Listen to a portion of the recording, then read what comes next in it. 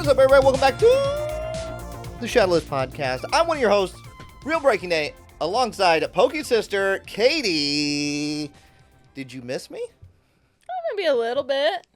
You weren't gone that long. I was gone we didn't miss the episode last week, but Thursday, Friday, Saturday, Sunday, and Monday. That's basically the entire week. That's only 5 days. 5 days, but yeah.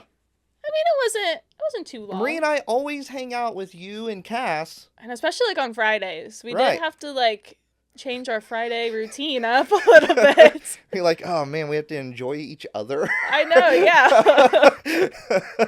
we never do things without you guys, so I know, I know, it was weird. It was a little off, but we made it through. I was at Card Party. Both Marie and I were at Card Party in Fort Lauderdale over the weekend. Good time, good energy, good atmosphere. 10 out of 10 would do it again. So good to hear it. So yeah, not really gonna. I mean, I have videos coming out on that, so I'm not really gonna like super deep dive into that at the moment. But what did you end up doing? Yeah, on my 5 days. On your 5 days, yeah. Yeah. So on Saturday we went to Hibachi. Oh. Yeah, we played some Pokemon Go. We went down to Indianapolis, so kind of drove. Did you down ever end up getting the shiny Pikachu, the Professor Willow Pikachu? No, and we even did we did some raids. I did all my snapshots. I did research. Yeah, I never found one. I even did like some remote raids for it. I know. I was doing remote raids too. I was like, people were sending me remote raids and writing like Pikachu is. I mean, it's not like it's a legendary or anything, right? But I was like accepting everybody's raid invites to do remote raids. I know, same. Nothing. I wanted that, but yeah, I know, neither. It must have been like tough shiny odds. Absolutely. I did get one shiny. I got a shiny Gulpin. Very random.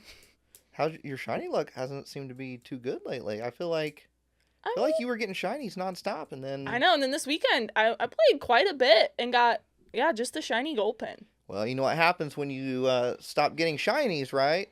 You gotta feed the game a little bit. Gotta feed the beast. Yeah.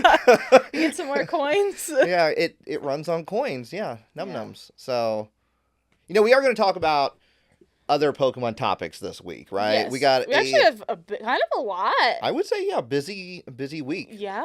For Pokemon goodness. We're going to talk about the brand new set releasing in Japan, Storm Emeralda, and it might be a little bonkers. Yeah, there is a certain card I'm sure you're very excited about. Oh, yes. Yeah. And it is green. It is green. Yeah. So I'm very excited about that. That green Pokemon. Yes. Everybody else should be excited about it too. So we're going to talk about that. Pokemon XP. There is some merch that has been revealed for that. We got new illustration figures releasing soon. Popular set of Pokemon. Yes. It barely gets any love. So I'm glad that they're finally paying attention to these evolutions. And then very interesting facial recognition. To buy Pokemon cards. So this is a hot topic. So facial recognition is a very hot topic. So we're going to talk about all that and more right here on the Shadowless Podcast. But just wanted to fill you in on what we're going to do. If you don't want to listen to us banter, feel free to skip ahead, go on straight onto the Pokemon Center, what's going on at the Pokemon Center, and we'll get straight into, after Pokemon Center, we usually go right into the news, literally the topics we just mentioned. So if you don't care about banter, questions, comments, and concerns, just skip right over it. Yeah, it doesn't hurt my feelings at all. Go for it. Yeah. Go for it. I mean, the whole podcast is just based off of just sitting down and just talking about Pokemon, right? Yeah. Like, I feel like when I sit down, even not on the podcast, right? Like when we sit down and we talk about Pokemon, it's not literally 2 hours of just, we're going to talk about Pokemon for 2 hours. Yeah. We kind of go off on little tangents, little side roads. We take we take the country road, right? Yeah. We don't take the interstate all the time, straight to the big topics. Route. Exactly. Anything else that's been on your mind over the weekend that you feel like you need to share with everybody? Anything bothering you? Anything making you happy? Nothing? You're not happy about anything? I'm just kind of like chilling at the moment. Like, I'm really excited for Worlds. Like, it's like a month away at this point, right? I mean, it'd be less. Like, less than a month. Less than a month for Pokemon Worlds, Pokemon XP. Yeah, I'm so excited. And you've never been to San Francisco? Never, no. I haven't either, so first time. We'll have to try to visit the Nintendo store that just opened up in San Francisco. Yeah. I feel like that'll probably be pretty hard to get into especially during Worlds. Yeah. During that, I'm really excited for the baseball game. The Giants game on Thursday. I know you love baseball. I do love baseball, so I'm so excited about that too. Is there I don't know who's playing. It's the Giants like stadium at who are they playing? I want to say it's like the Diamondbacks or something, but I might be way wrong. So you're going to be rooting for the home team? Yeah. Okay. Because my team is the Yankees, and they're not playing the Yankees, so I'll cheer for the home team. I'll cheer for the Giants, even though I don't think they're that good this year. Maybe I'm wrong. But isn't the jersey based off of the Giants team? It is, yeah. Okay, so I feel like you have to go with the home team on that one. Exactly, because I'm going to want to wear the jersey, the Pikachu jersey. Like, yeah. Gotta cheer for the Giants. That's one game you don't want to be the away team. No. Because everybody's going to be there with Pokemon jerseys that literally say Giants on them. So yeah, I would not want to be on the away team on that one. No, me neither. So we're definitely going to be outnumbered. Oh, 100%. 100%. All right. It's time to get into questions, comments, and concerns. That's where we take your questions, comments, and or concerns from last week's YouTube comment section, and then we answer them this week. And it could be about maybe you need advice on your career path in life. Yeah. Maybe you're trying to figure out how to change the oil in your car. Maybe you want us to be your travel agents and give you some recommendations on travel. I gotta admit, don't come to me for the oil change because I won't know what to tell you. Yeah, I could probably watch a video and figure it out. Cass changed the oil in our mower, changed the tire, changed the belt. I feel like it's probably a little bit different though, isn't it? Or is it not? I don't know. I feel like it would be similar because it's like a riding mower. It's not just like a push mower. Smaller engine. I mean, yeah, it's definitely a smaller engine, but I feel like the process, because you still have to put the oil filter on. Yeah. Like you drain the oil, you fill the oil. I feel like it would be similar. Okay. But maybe not. I didn't do it, so. Okay. You call it oil or Earl? Oil. But some people do say that I say bag, like bag weird. Wait. Like a shopping bag. It doesn't sound weird to me. Some people say it's like, I'm going to over-exaggerate, like bag. Like how they say it like up in like Canada, Minnesota. Oh, okay. And people also like always get me for root beer. Wait, what? Root beer? That one's wild. People call me out on that one. Roof. Yeah. But no, it's roof. Roof. But I say roof. They're like, you sound like a dog. I think if I'm talking really fast, I would probably say roof. Yeah, I would just say roof. But root beer, I get called out on. That one's bonker. I've never heard anybody say that. Yeah. There's some A&W root beer. Is that... I've literally never heard... You're kind of blowing my mind with that one. Yeah, I'm not saying it's wrong to say it that way. I'm just saying I've never heard it that way. Yeah, I think like people like kind of like northern, like Minnesota-ish area would say it like that. Huh. I don't know, like that's how I say it. That's how I've always said it. I always say like crayons. That's what you put on your head. It's a crayon or a crayon. No. Not a crown. Crowns. No. That I think is really an Indiana thing. That's what I got from my grandma. That's what she would call them, and I always say crowns. When I moved here, like people would say crown. I'm like, what? Why do they want to draw with crowns? I was so confused. I'm like, I had to like ask them to repeat themselves because I'm like, wait, what did you say? Like this is making no sense. I know it's crayons. Yeah, I get it. Yeah, I get it. Yeah, I always said crayon, but like crayon. Well, crayon. That's not. I just say crayon. I feel like a lot of people say crayon. Well, you're not. That's just as bad as me then at that point. A crown? No, yeah. Crown is bad. Crayon? A crayon. There's an O in there. Crayon? No. Crown is not correct. I feel like that's just as bad as me. Also, I don't say Earl. Yeah, I know. But I do that all the time when any opportunity the word oil comes up.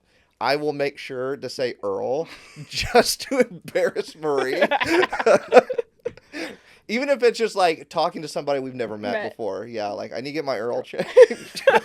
She hates it so much, but it's so darn funny to say it that way. It is funny. It's like washing machine. Yeah, Like I don't say it like that. My grandma does. Oh yeah, yeah. My grandma said it that way too. So. And I'm sure I probably say it like that sometimes as well. People always definitely tell me, they're like, "Oh my gosh, I can hear your accent," and I'm like, I don't hear an accent. The only thing you say that's weird to me is crown. Like that's the only thing that I'm sure there's probably I say plenty of weird things. I'm sure there's but I'm like, but that's like the only thing of like a dialect or like not something that people would typically say. I will say it's like it's usually if I go to like.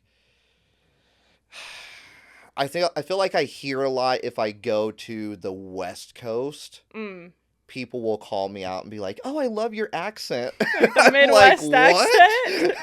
Yeah. Literally, there's no accent. No. At least to me, right? Yeah, but that's what we're used to. Yeah, absolutely. All right. Questions, comments, and concerns. Now, we do have something new. Yes. Here. I'm excited about this. Let me introduce to you.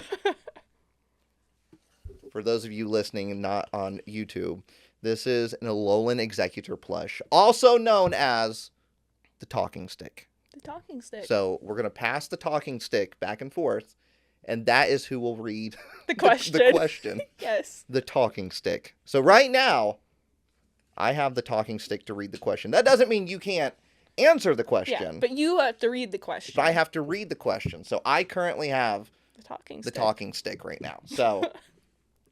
This is... You have to hold it. That's the rule. Yes. This is from Pokegnome-151. I wonder what 151 stands for. I don't know. Maybe it's just like their favorite number. I guess so. Concerns. Nate, have you started to sort any bulk? Katie can show Nate how it's done since you are the smart one. Oh, thanks. I'm the smart one. Yeah. So what do you think about that, Katie? I mean, definitely you could... I will say your bulk is kind of sorted. In a way. It's not bad. It's not that bad. Yeah. Like, you have it sorted by set. For the most part. For the most part, For the most part. Especially with, like, the older bulk. Yes. For the most part. But you have not gone through and, like, been like, what you need for the library. Yes. Which does cause you some issues. Uh-huh. But at the end of the day... But then you can put it in your trade binder. I know. It grows the trade binder, so... I don't think it's a huge concern. I just think, I know a lot of people want me to sort the bulk, right? Mm-hmm. And I get it. And I will, and I've kind of started that process a little bit. Yeah. But I don't think it would make necessarily for that entertaining of a video. No, it would not. Like, I'll watch your main channel videos from time to time, and the comments just blowing up. Nate, sort the bulk. Yeah. I will say...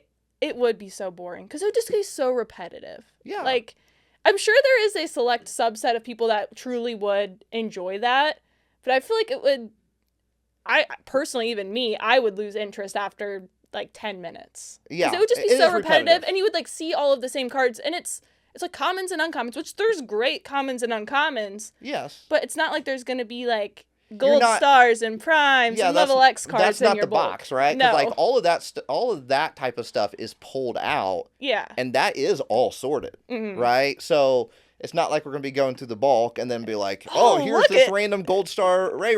Yeah, like that. No. I mean, there could be a chance to where there's like a random ultra rare here and there that got mixed in by accident, but I just don't think it would be super exciting. But I will say, I did get a suggestion at Card Party that someone gave John and I, because John was there too, editor John, and we actually really liked the idea.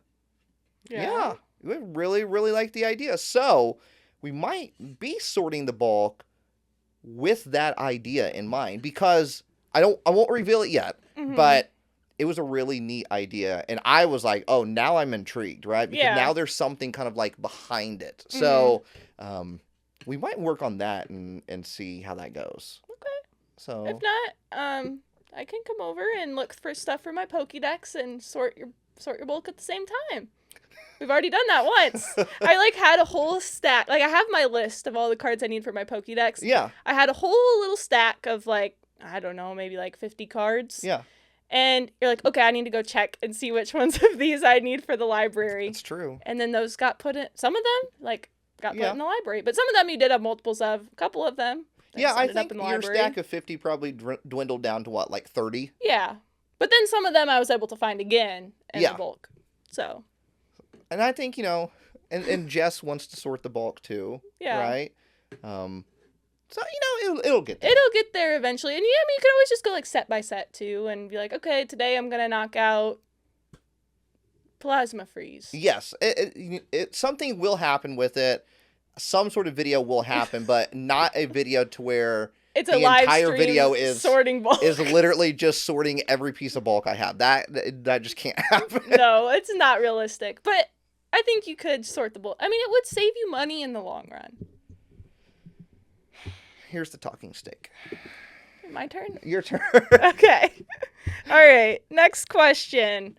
We have got a question from Timothy Villa 26. Question.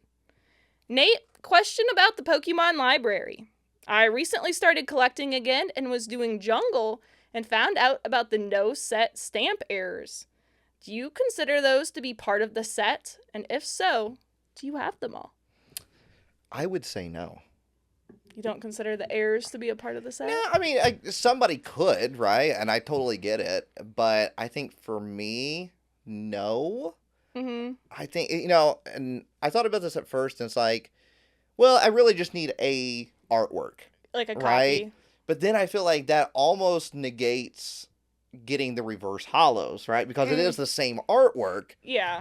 But on the flip side of that, Pokemon does consider those two different cards, right? Mm-hmm. The reverse hollow version and the regular version, whereas an error, Pokemon doesn't even really acknowledge it. Yeah, it doesn't acknowledge that as being a different card. So I would probably say no, but that doesn't mean you can't do it. Yeah. But what about first edition? Yeah. Well, I mean, I think Pokemon acknowledges that. So for you, do you collect first edition? I'm not actively trying to. It's like if you get a copy here and there, then throw it in there, but... Yeah. I mean, because what? Like, base set, you would have to do first edition, unlimited, shadowless, and it's like, I don't necessarily care about all that. You just need one copy. Yeah, just give me one copy, throw it in there, and then I'm good. Not that I don't have first editions in there, but it's just I'm not necessarily seeking that out. Yeah, that's fair.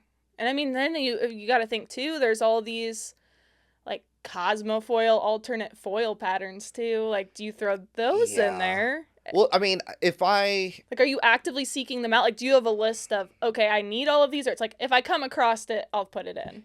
That's exactly what it is. Yeah, if I come across some sort of, like, Cosmofoil... we see now, right? With those, like... Usually we see them at Target, those, like, check lane blisters of the evolution line. But the final evolution will be kind of like that different hollow foil pattern. Mm-hmm. I'll get those, and then I'll just throw them in the binder, right? With the same version. But I literally do not have a list of, like, I gotta make sure I get this one, this one, this one. Out. Yeah. Same with, like, stamps, like the release day stuff. If I get them, I get them. If I don't, I don't. Then it's whatever. Yes. Okay. So. Anything you feel like you should add to that? Would you consider them? No, I could see, though, like, if you were, like, a total completionist, like, I want to have every version of this card. Whew. That's not me, but I could see, I know, like, I feel like there are people out there that would feel the need to have those or it wouldn't be complete. I mean, there's so many errors in, like, Wizards of the Coast era, right? Especially, like, first edition, or base set, jungle, and fossil. There's, like, so many errors in those three sets that if you tried to get every single one of them... it would be a lot. But I mean, I guess if you're just collecting one set, you're like, okay, like, I want to collect jungle. Like, this is the only set I'm going to collect. I'm going to go all out on it.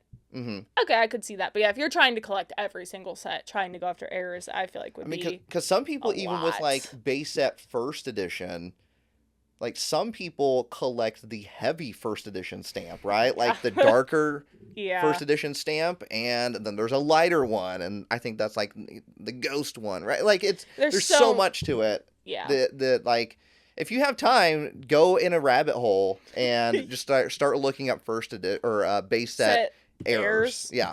There's a lot. Just base set alone. Yeah. That'll keep you busy for a while. Absolutely will. All right. Time. Am I taking? Yep. I'm passing it over. Oh, okay. My apologies there. I think I about dropped the talking stick. Okay. Next question comes from Jason Keener, Keener, E8G. Opinion. To me, Wizards of the Coast is vintage. Question. In your long Pokemon career, have you ever thought about selling your collection and doing a different hobby?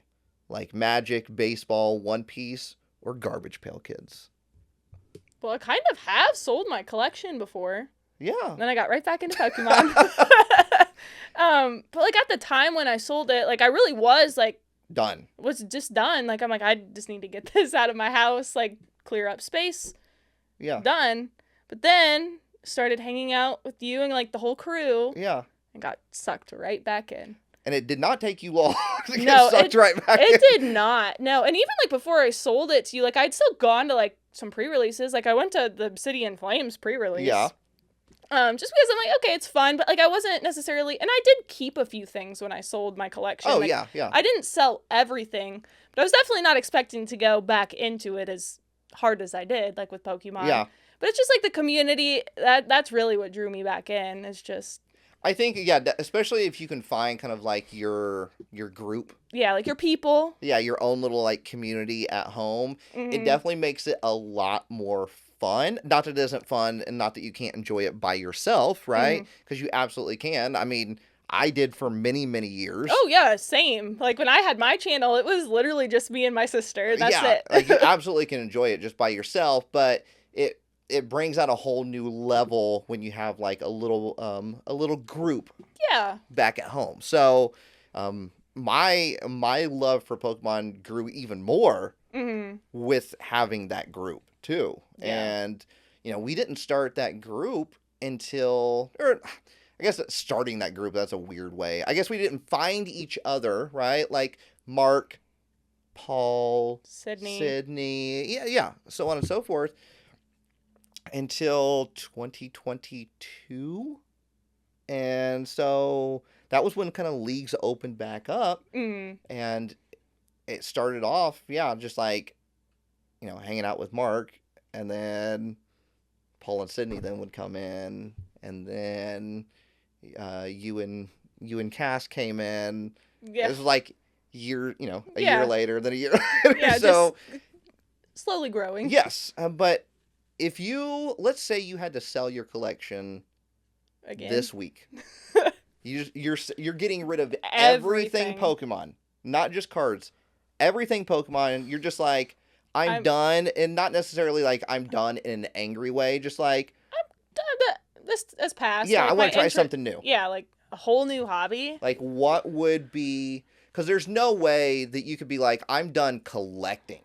Oh, right? Yeah, no. Like, I've always collected. Yeah, same here. I feel like we have to collect something. I know. So you're getting rid of everything Pokemon. You're never going to get back in it ever again. It's just done. It's just done. So what are you collecting now? I mean, I feel like for me, the easiest thing to go into like hardcore again would be vinyl collecting, which I still collect. Yeah. It's just I have slowed down tremendously with it.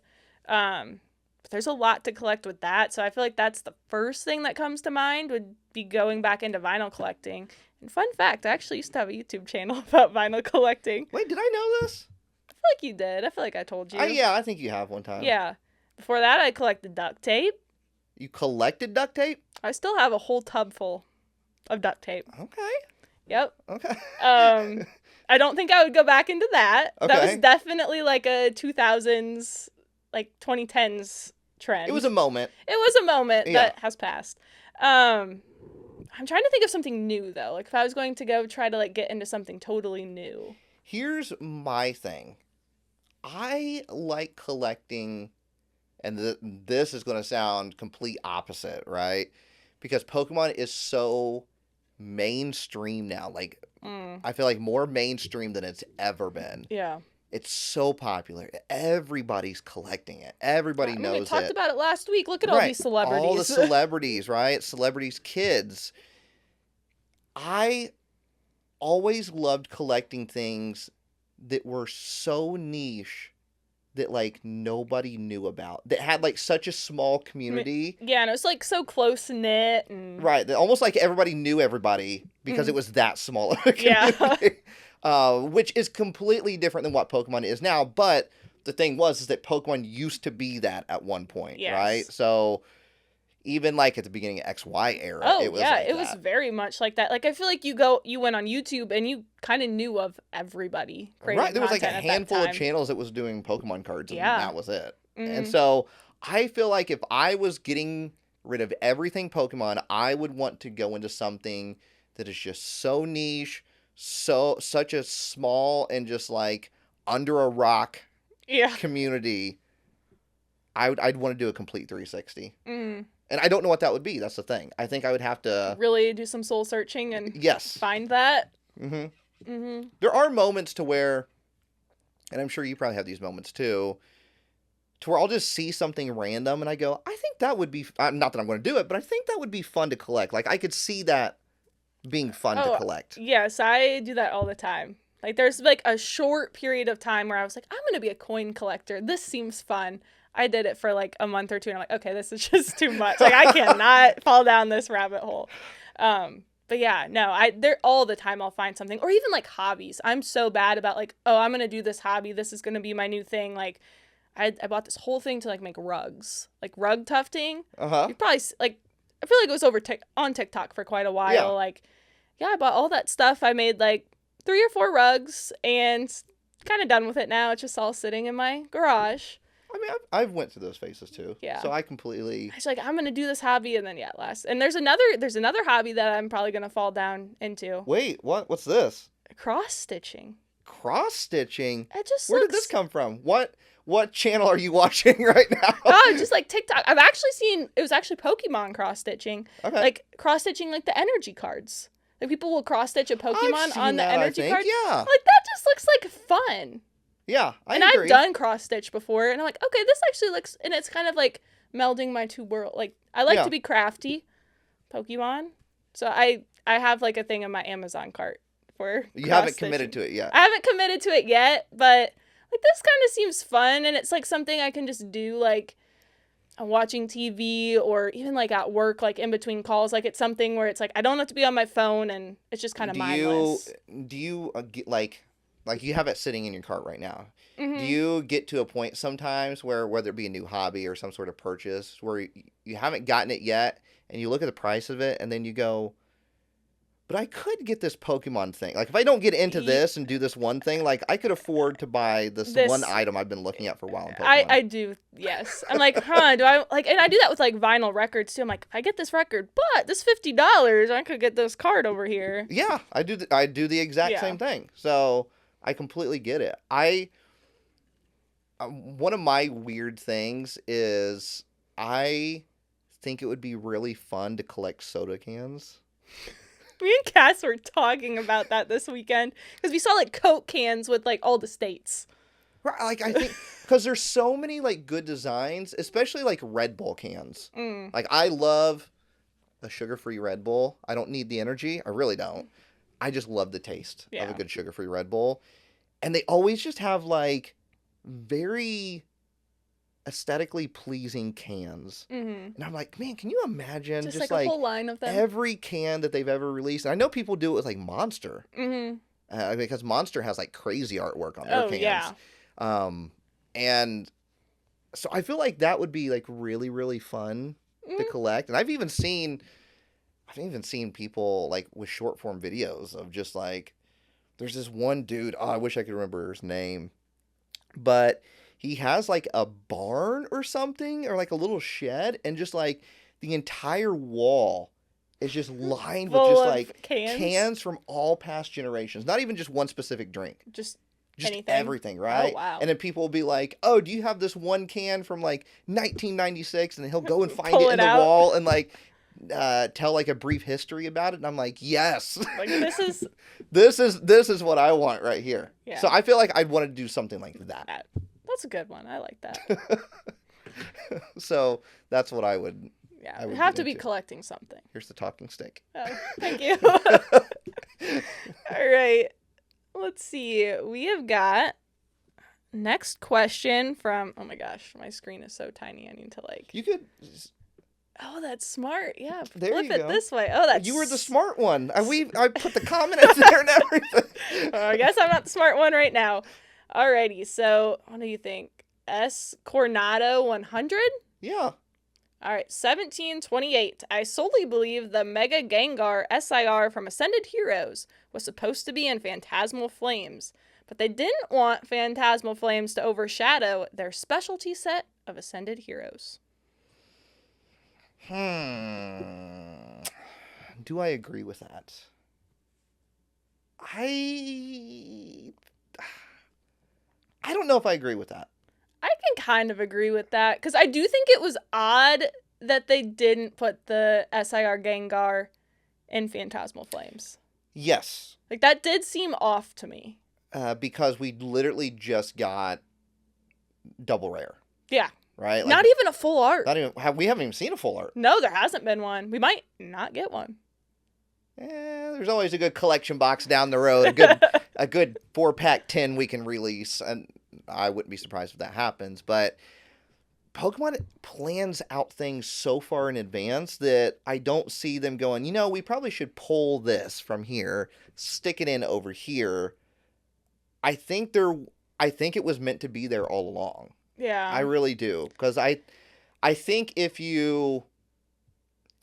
their whole reasoning for putting Mega Gengar on the pack artwork was just so people knew Mega Gengar was in the set. Yeah. I think that's what it was. I don't think that the SIR was ever intended to be in there, because then you have Charizard and Mega Gengar kind of competing. Fighting. Yes. So then I kind of wish they wouldn't even have bothered with the double rare Mega Gengar and Phantasmal Flames. Like, I think Charizard is enough to make that set. Oh, popular. 100%. Like, honestly, I wish we would have just gotten a Gengar set. Like, maybe not even put it in Ascended Heroes and just give us a Gengar set. Yeah. I mean, we have Fusion Strike, which is kind of like a Gengar set. We had, obviously, Phantom Forces, which is like the best Gengar set. I mean, I don't know if we can afford any more hype sets. we went pretty hard on hype sets these past couple years. What's one more? I mean, we've literally, I don't know if we've ever had a generation that has just been hype. That has had literally every hype Pokemon. I know, and it started, I feel like normally when you start a new, block of cards, it's, kind of mid. Yes. And it's a lot, usually it's featuring new Pokemon people don't have memories with. And we started off strong with this set, this Mega block. We had in the first set, Mega Lucario, Mega Gardevoir, Mega Venusaur. We were literally seeing, it's weird because obviously Scarlet and Violet and Mega Evolution are two different blocks, but I feel like that last year of Scarlet and Violet merges a little bit with Mega Evolution, so having Prismatic and Destined Rivals, right, it kind of feels like it's part of the Mega Evolution block, but yeah, I mean, so there's literally what? You have an Umbreon set, you have a Mewtwo set, you have Lucario Gardevoir set, you have Charizard set, you have what was after that? Well, we had Ascended, so Ascended, we had everything. We had Dragonite, Gengar, Pikachu. Yeah, just you name it, it was in that set. And then obviously calmed down a little bit. Yeah, we had Greninja, which is a Greninja. I mean, Greninja is definitely more popular. So yeah, you do have the Greninja set. Darkrai, it's popular, but Zygarde, not quite as popular. But then going into Rayquaza. Yeah. I mean, in 30th celebration. 30th celebration, exactly. What hype beast are we missing at this point? A Lugia? Yeah. I mean, you do have the Crystal Lugia. Yeah, which will be 30th. But yeah, we don't have a Lugia set, but there's no like Mega Lugia, so I'm not sure that would really headline something in the Mega Evolution block. I mean, we still need, I think we're still going to see a set that might revolve around Pikachu. Yeah. Because we still need Mega Raichu. I feel like there's definitely going to be a Mega Raichu set. Yeah. I feel like we're also due for another shiny set. Oh, we were literally just talking about it this weekend, and that was kind of like the scary thing that we were thinking about is like, yeah, we're probably due for another shiny set. And imagine shiny Megas, like that's gonna be a wild. I think that'll be the last. Like the last hoorah with the Mega block. I could see that being like, okay, this is where we're ending it. Yeah, I think that very well could be the last set we see for the Mega Evolution block before we go into Gen 10. Yeah. I could see that too. Like, it would just be like going off on such a bang. Yeah. It's the same way that, right, Black Bolt, White Flare was this crazy set, and then that's how we ended. I just felt like it was so weird to end it on, like, Black and White. Like, that's how we're going to end the Scarlet and Violet generation. Yeah. The Black Bolt, White Flare was very kind of, like, out of place. Yeah. It just seemed odd. Like, I could get it as, like, a specialty set, but it just feels weird that that's how we ended the generation. Yes. I absolutely agree. So... Did we answer that question? Yeah. I feel like we did. I think we did. So. Okay. All right. Thank you for the talking stick. That belonged to you. We have Rowan Cassidy, 5728. Gotta get those numbers correct. Yeah. Those are important. Mm-hmm. Hey guys, loving the pod. I have a concern. When I finish a master set, I get mixed feelings of excitement, and I feel deflated because that journey is over. When you guys finish a master set, is it excitement, deflated, or a mix of both? And then P.S. I think we all suffered some sort of anxiety during those drops, referring to the 30th anniversary drops on Pokemon Center, mostly caused by FOMO, fear of missing out. Mm-hmm. Katie, the Hundo Piplup is still available. You appreciate that, but when you trade on Pokemon Go, the stats re-roll. Re-rolls, yeah. Yeah. But I will say, I did use my bottle cap, my golden bottle cap on a Piplup. So I'll have a Hundo Piplup. I can't believe you used it on Piplup. Well, I mean, it's my favorite Pokemon. I wanted a perfect Piplup, so. Yeah. Now, what happens if you catch a perfect Piplup? Well, this one is shiny with a background, so. Okay. It's a special one. Have you seen people do this for Pokemon Go? And I didn't know this was a thing, but it's trying to get as many logos on their Pokemon as possible. You know what I'm talking about? No. So, you know how when you look at you go into, right, like, look at all your Pokemon, right? Yeah. And if it's purified, there'll be, like, a little logo in the corner. Oh, yeah. And if there's a Best Buddy, it'll have the Best Buddy logo. And then if it's... Right, but they're all in different places, and there's people that try to get every single logo that you can possibly get on a Pokemon. That would be a lot. I feel like that'd be so hard to do. Yeah, so, and then the shiny logo, shiny logo's in the top left corner. Oh, so the background, there's like the background logo. Yeah, so people do that. Interesting. I did not know that people collected and sought those out. I forgot the question. About completing a set, like when you complete a set, like excited or like kind of sad. Definitely. But that's why, like, and I said this to somebody over the weekend. The whole point of me doing the library of trying to complete every set, get every English card, is not to complete it. The goal is to not complete it. I know, which is weird, right? Because then it's like, what would you be doing? Right, exactly. What's the goal? The goal is to create memories and find stories along the way to getting cards. It is not to get as many cards as fast as possible to be done with it, because the cards are not the important part of it. The journey to the cards is the most important part, right? I know it sounds cheesy, but that's what I like. I literally can, like, look at a card now and be like, oh, I remember trading that with so-and-so at NAIC in 2023. I traded this. I bought this random 10 that I found in Kohl's and pulled this card. Sure. Like, that. Yeah. Those are the stories, right? Like, that's what I like about finishing a set. And I wish people would, I'm not saying this person doesn't focus on this, but I'm just saying in general, I wish a lot of people would stop worrying about trying to finish sets as fast as possible. Yeah. Because I think you are missing out on some like really neat and interesting things when it comes to completing a set. Yeah, because like I love like trading. Like I remember when I was completing 151, like I loved going to League and just trading the reverse hollows. Like that was so fun. Like people, I mean, it was like a community because there was like probably 3 or 4 of us trying to complete the set. Yeah. And we were all just like bringing our reverse hollows, like being, oh, you got this one. And like we were just, if I had a reverse hollow someone needed, I was just giving it to them. Yeah. Like it wasn't like we were just trying to help each other out.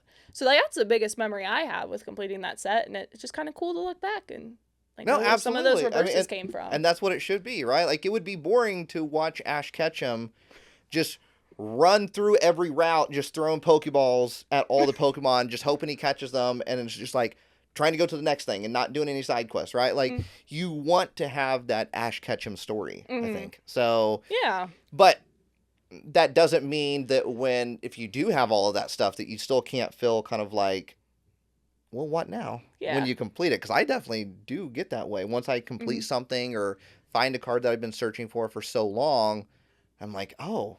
Well, it's done now. It's done. Like, what's next? What's next? Yeah. But you just kind of like let something fall into your lap after that, I think. And then you'll know what's next. Yeah. So something will come along.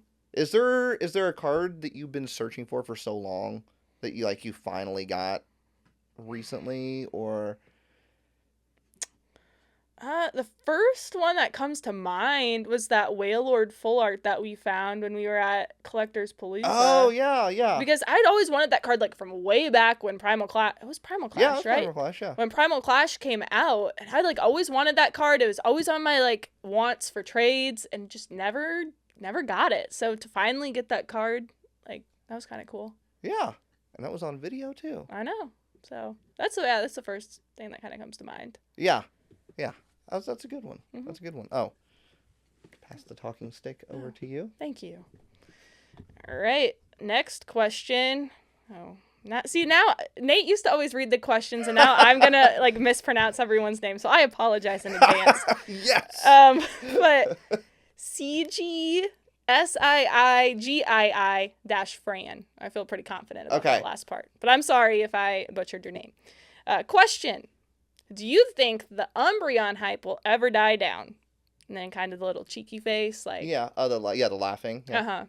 Shiny Umbreon has always been my boy, but trying to find an Umbreon binder is impossible at the moment. Still, I can enjoy the cards, and I have them in plushie form. I've never, ever cared about card values, just the artworks, artists, and my favorite Pokemon. My daughter's favorites are Leafeon and Sylveon, so still pricey, but not as bad. I wish I could say yes. I know, but Umbreon's pretty popular. I think when things will die down, when they do. Yes. Because they will.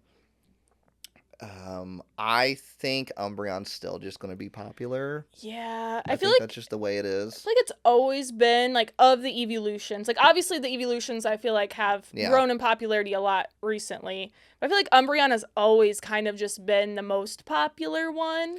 Yeah, I would. That's very true. Yeah, like, I feel like it's just always been that one. It's always been kind of like Umbreon, Espeon. Yeah. Then when Sylveon came out, did kind of steal a little bit of the thunder from Espeon. But Umbreon was still fine. Yeah. But yeah, I feel like Umbreon, it's always just going to be popular. I do think it, like, when Pokemon as a whole kind of dies, like, this craziness dies down a little bit, it might be a little bit easier to find things, but... Yeah, I feel like Umbreon's just always going to be one of those popular. The good thing is that Gengar is super popular now, right? Yes. So it does take away from your Umbreons Umbreons and your Charizards and things like that. I mean, we've definitely seen the Charizard hype die down once Umbreon kind of like overtook it. Like, yeah, when we had that, the alt art from Evolving Skies, that was kind of like the new Charizard. It 100% is. There's still plenty of people I meet that their favorite Pokemon is Charizard, right? And, but I think the days of Charizard being top dog, king of the castle. Nothing can dethrone him. Yeah, I think those days are over. I think Charizard is now sharing the castle with the likes of Umbreon and Gengar. And soon to be Rayquaza. Yeah. Ray. We're definitely seeing a lot more, I guess, hype distributed. Yes. Yeah. It's the best way to put. And when I say hype, I don't mean it in a bad way. No, it's they're very popular Pokemon. Yeah, it's very, very popular. I mean, I feel like at this point, Psyduck is... Yeah, kind of becoming a little bit of a hype Pokemon. It is. I mean, so Psyduck cards are definitely... You're starting to have to trade a little bit more for a Psyduck card. So, but yeah. I do love that the person pointed out that they are collecting the plushies and other things. And I think that's a great point to make is when your favorite Pokemon is a Charizard, an Umbreon, or Ray, whoever, it doesn't mean you have to collect just cards. No, there's a lot of merch for those popular Pokemon. Yes. There's so many cool things you can find, especially if you like dive into like Japanese exclusive items. Yeah. Like, it's a whole new world. Like there's a lot of really cool things. I mean, just look at this background. A lot of this is Japanese stuff. Yeah, there's literally so much you can collect that isn't card related that will kind of fill your cup of your favorite Pokemon. Mm-hmm. I will say I did meet somebody at the meet and greet over the weekend that had an Umbreon binder, and it was only missing 2 cards. Let me take a guess that one of them was the Gold Star. I don't think one of them was the Gold Star. Really? It was insane. Wow. It was like literally, he had it all laid out in order, even Umbreon cameos and... the Japanese exclusive Umbreons. Mm-hmm. If he had it, if one of them was graded, then he just had like a picture of it in there as a placeholder, but he still had it. And John was like, "Oh man, you must have been working on this collection your entire life." And he goes, "No, I started about 1.5 years ago." Oh my gosh! And I was like, "Whoa!" He went all in. Yeah, I was like, "You went all in." And John's like, "Are you going to be done after this?" I was like, "There's no way he's done after this. No. Like he's going to move on to something else." It'll be the next. It'll be all the Gengars. And he said, he goes, "I'm moving on to Espeon after this." Oh my gosh! And so I was like, "Go for it, man! Like you come this far, just keep going." Keep it up. And I was like, "Are you going to do every Eeveelution?" He's like, No. Just those 2. So, but it was really neat to see. I think, I see binders of people's favorite Pokemons. I don't know if I've ever seen an almost complete collection of Umbreon. Yeah, that was like my first time seeing that. Because, I mean, Umbreon's been around for a long time. Yes. So, definitely has a lot of cards and exclusive cards. And we got it on video, too. So, it will be in that card party video. So, that was a really, really neat thing to see. So, it definitely made me go, should I collect every Psyduck, including cameos, which Psyduck cameos, Psyduck is like the king of cameos. That's all of the world's promos. And Tropical Winds, like any world's promo ever.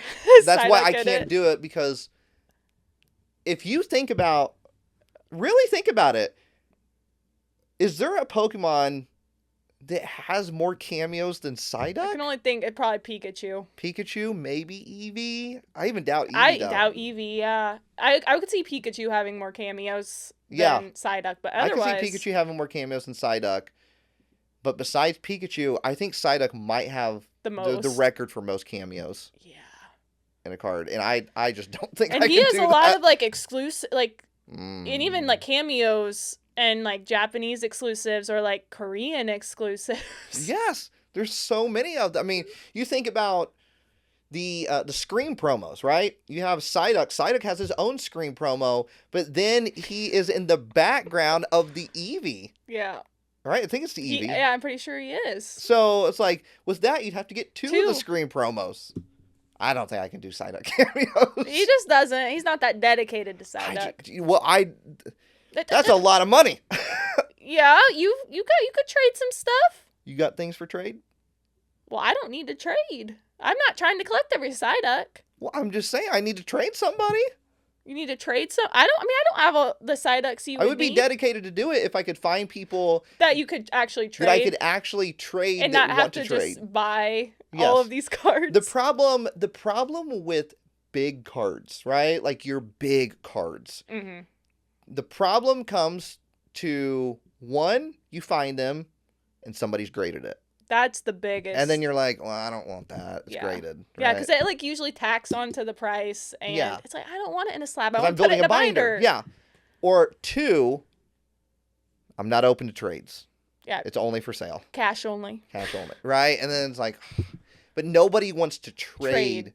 I don't mean nobody. I'm saying a lot of people. But it's really hard, like for those cards, they're so like scarce. It's hard to track them down in the first place. And then when you do find them, like the odds are people aren't going to want to trade them. Yeah. Or they're graded. Yeah, the odds of finding somebody at Pokemon League that has a Gold Star Ray that is down to trade and you have enough things that they want. Yeah. It's a tough one. Yeah. It's just not gonna necessarily happen. So yeah, I mean there's some Piplup cards that I like cameos that I feel like are gonna be struggles to get that are Japanese. I do have a lot.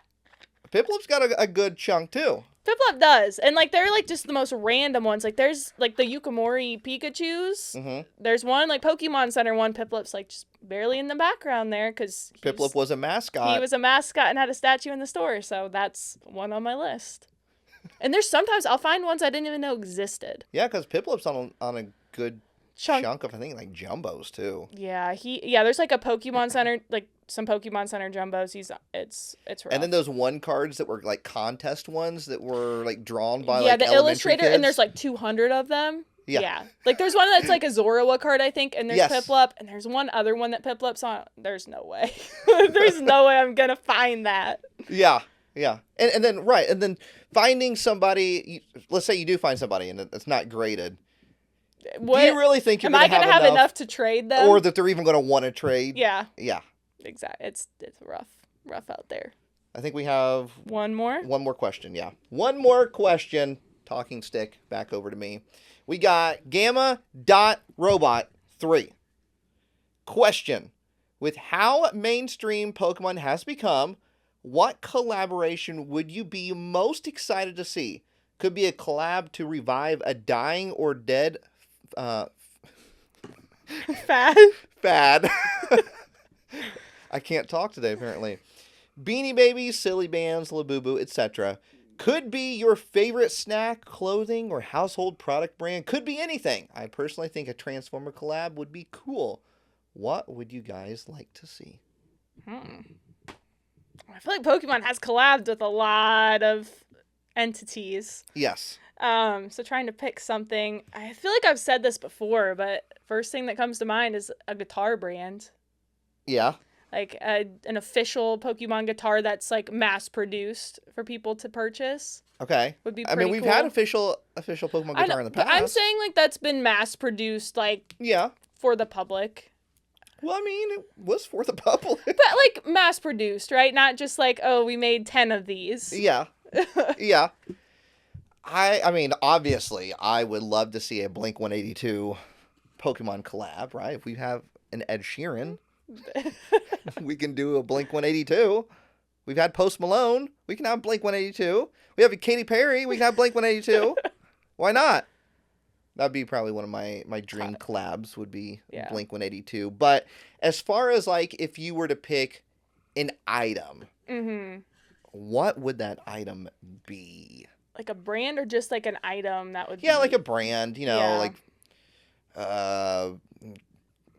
Pepsi, just like something like that. Yeah. Would you pick something specific for that? I'm trying to think. I mean, Red Bull would be cool. Yeah, Tauros could finally have a use. Something that you use a lot. That I use a lot?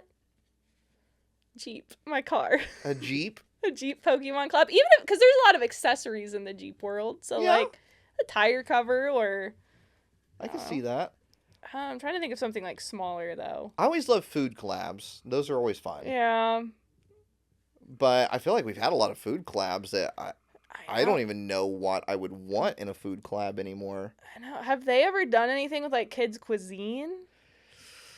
I don't think they have. So that could be kind of cool.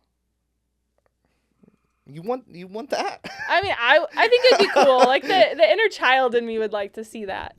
Did you eat those a lot? No, that was like a special occasion. Like it'd be like, okay, like that's like maybe once a month type thing. Like, okay, go to the store. Cuisine. You can pick out your kid cuisine. Usually it'd be like if we had a babysitter coming, like we could get one of those. What was your go-to cuisine? I feel like it was whatever one had like a brownie. I knew it was gonna be the brownie. Was it the chicken nuggets? Maybe. I think it was. Yeah, it had a brown. I would always go for that one, and like mac and cheese. Yeah, and the brownie like fit perfectly in the shape of that little spot it was in. Yeah, that was the go-to.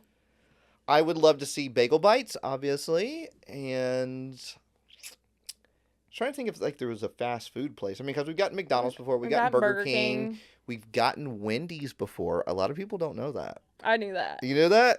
There was a Pokemon Wendy's collab back in the day.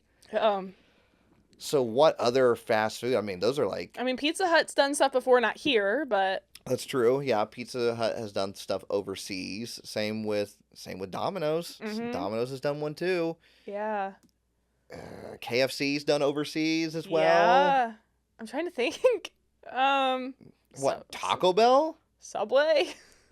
There's really not even a whole lot of... White Castle. There we go. Yeah, we could have a White Castle Pokemon collab. White Castle. I mean, White Castle does do some fun stuff. Yeah. With, like, merch. That'd be kind of cool. I would go to White Castle for that. White Castle is a one time a year trip. Yeah. So that is it this week for questions, comments, and or concerns. However, is not the end of the podcast. No. We have to figure out what caught everybody's attention this week at the Pokemon Center. And in fact, trainers, Katie, Nate, what did catch everybody's attention this week at the Pokemon Center? No 30th drops on Pokemon Center. No. Whew, thank goodness I could not do that again so soon. I know. I could not do that. Would be 3 weeks in a row. I know. I will say there was like a notification that there was a drop, but then it was just, the queue was just German products. I was like, thank God. Yeah, I could not handle a third week. No. Now, there is a chance that, after we record this podcast, like tomorrow, something could happen. So there is that. But there is a few things that popped up on Pokemon Center this week. I think for the most part, Pokemon Center's been a little on the quiet side over the past month. Honestly, yeah, I would say so too. Not a whole lot, but we did get a baseball line. Yeah, which is interesting. Maybe gearing up for that. Well, I mean, they got the whole baseball collab going on with Pokemon Go. Yes, and then they also have been doing a lot of stuff with the baseball teams in Japan. Yeah, so that could be a reason to see something like this. But we saw baseball caps. As you can see right here, we have a Charizard one-size-fits-all baseball cap. It is white and red. It says Charizard right there on the very back. It does have the adjustable... like the little metal adjustable. Yeah. What do you call that? I guess where you kind of like slide it more than the little. Like the snap, like a snapback. Yeah. Like what? Yeah, a snapback. Which do you prefer this style? I do not like this style. I don't either. I struggle so much with these. I don't like those either. I like the snap. Me too. And then on the front, you do have kind of a Charizard design, more so of a silhouette. Yeah. With the letter C. Mm-hmm. And it kind of, these hats all kind of remind me, they look a little old school, almost. Like old school baseball cap. Oh, okay. I don't know. That's just what they kind of look like to me. So we got obviously a Blastoise, a Charizard. We have a Venusaur as well. Green and a little bit more tan on that one instead of white. And then a Pikachu that is going to be gray and yellow.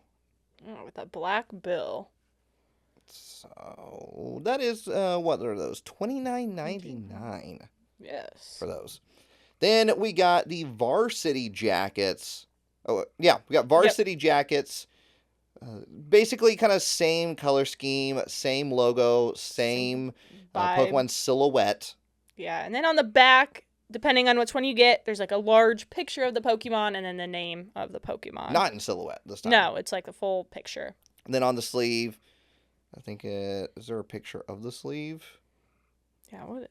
I thought, does it say just like C? I'm trying to see. Is it? Oh, no, it's a Pokédex number. Oh, okay. Yep. That makes sense. Yeah. So you have the Pokédex number on the sleeve as well.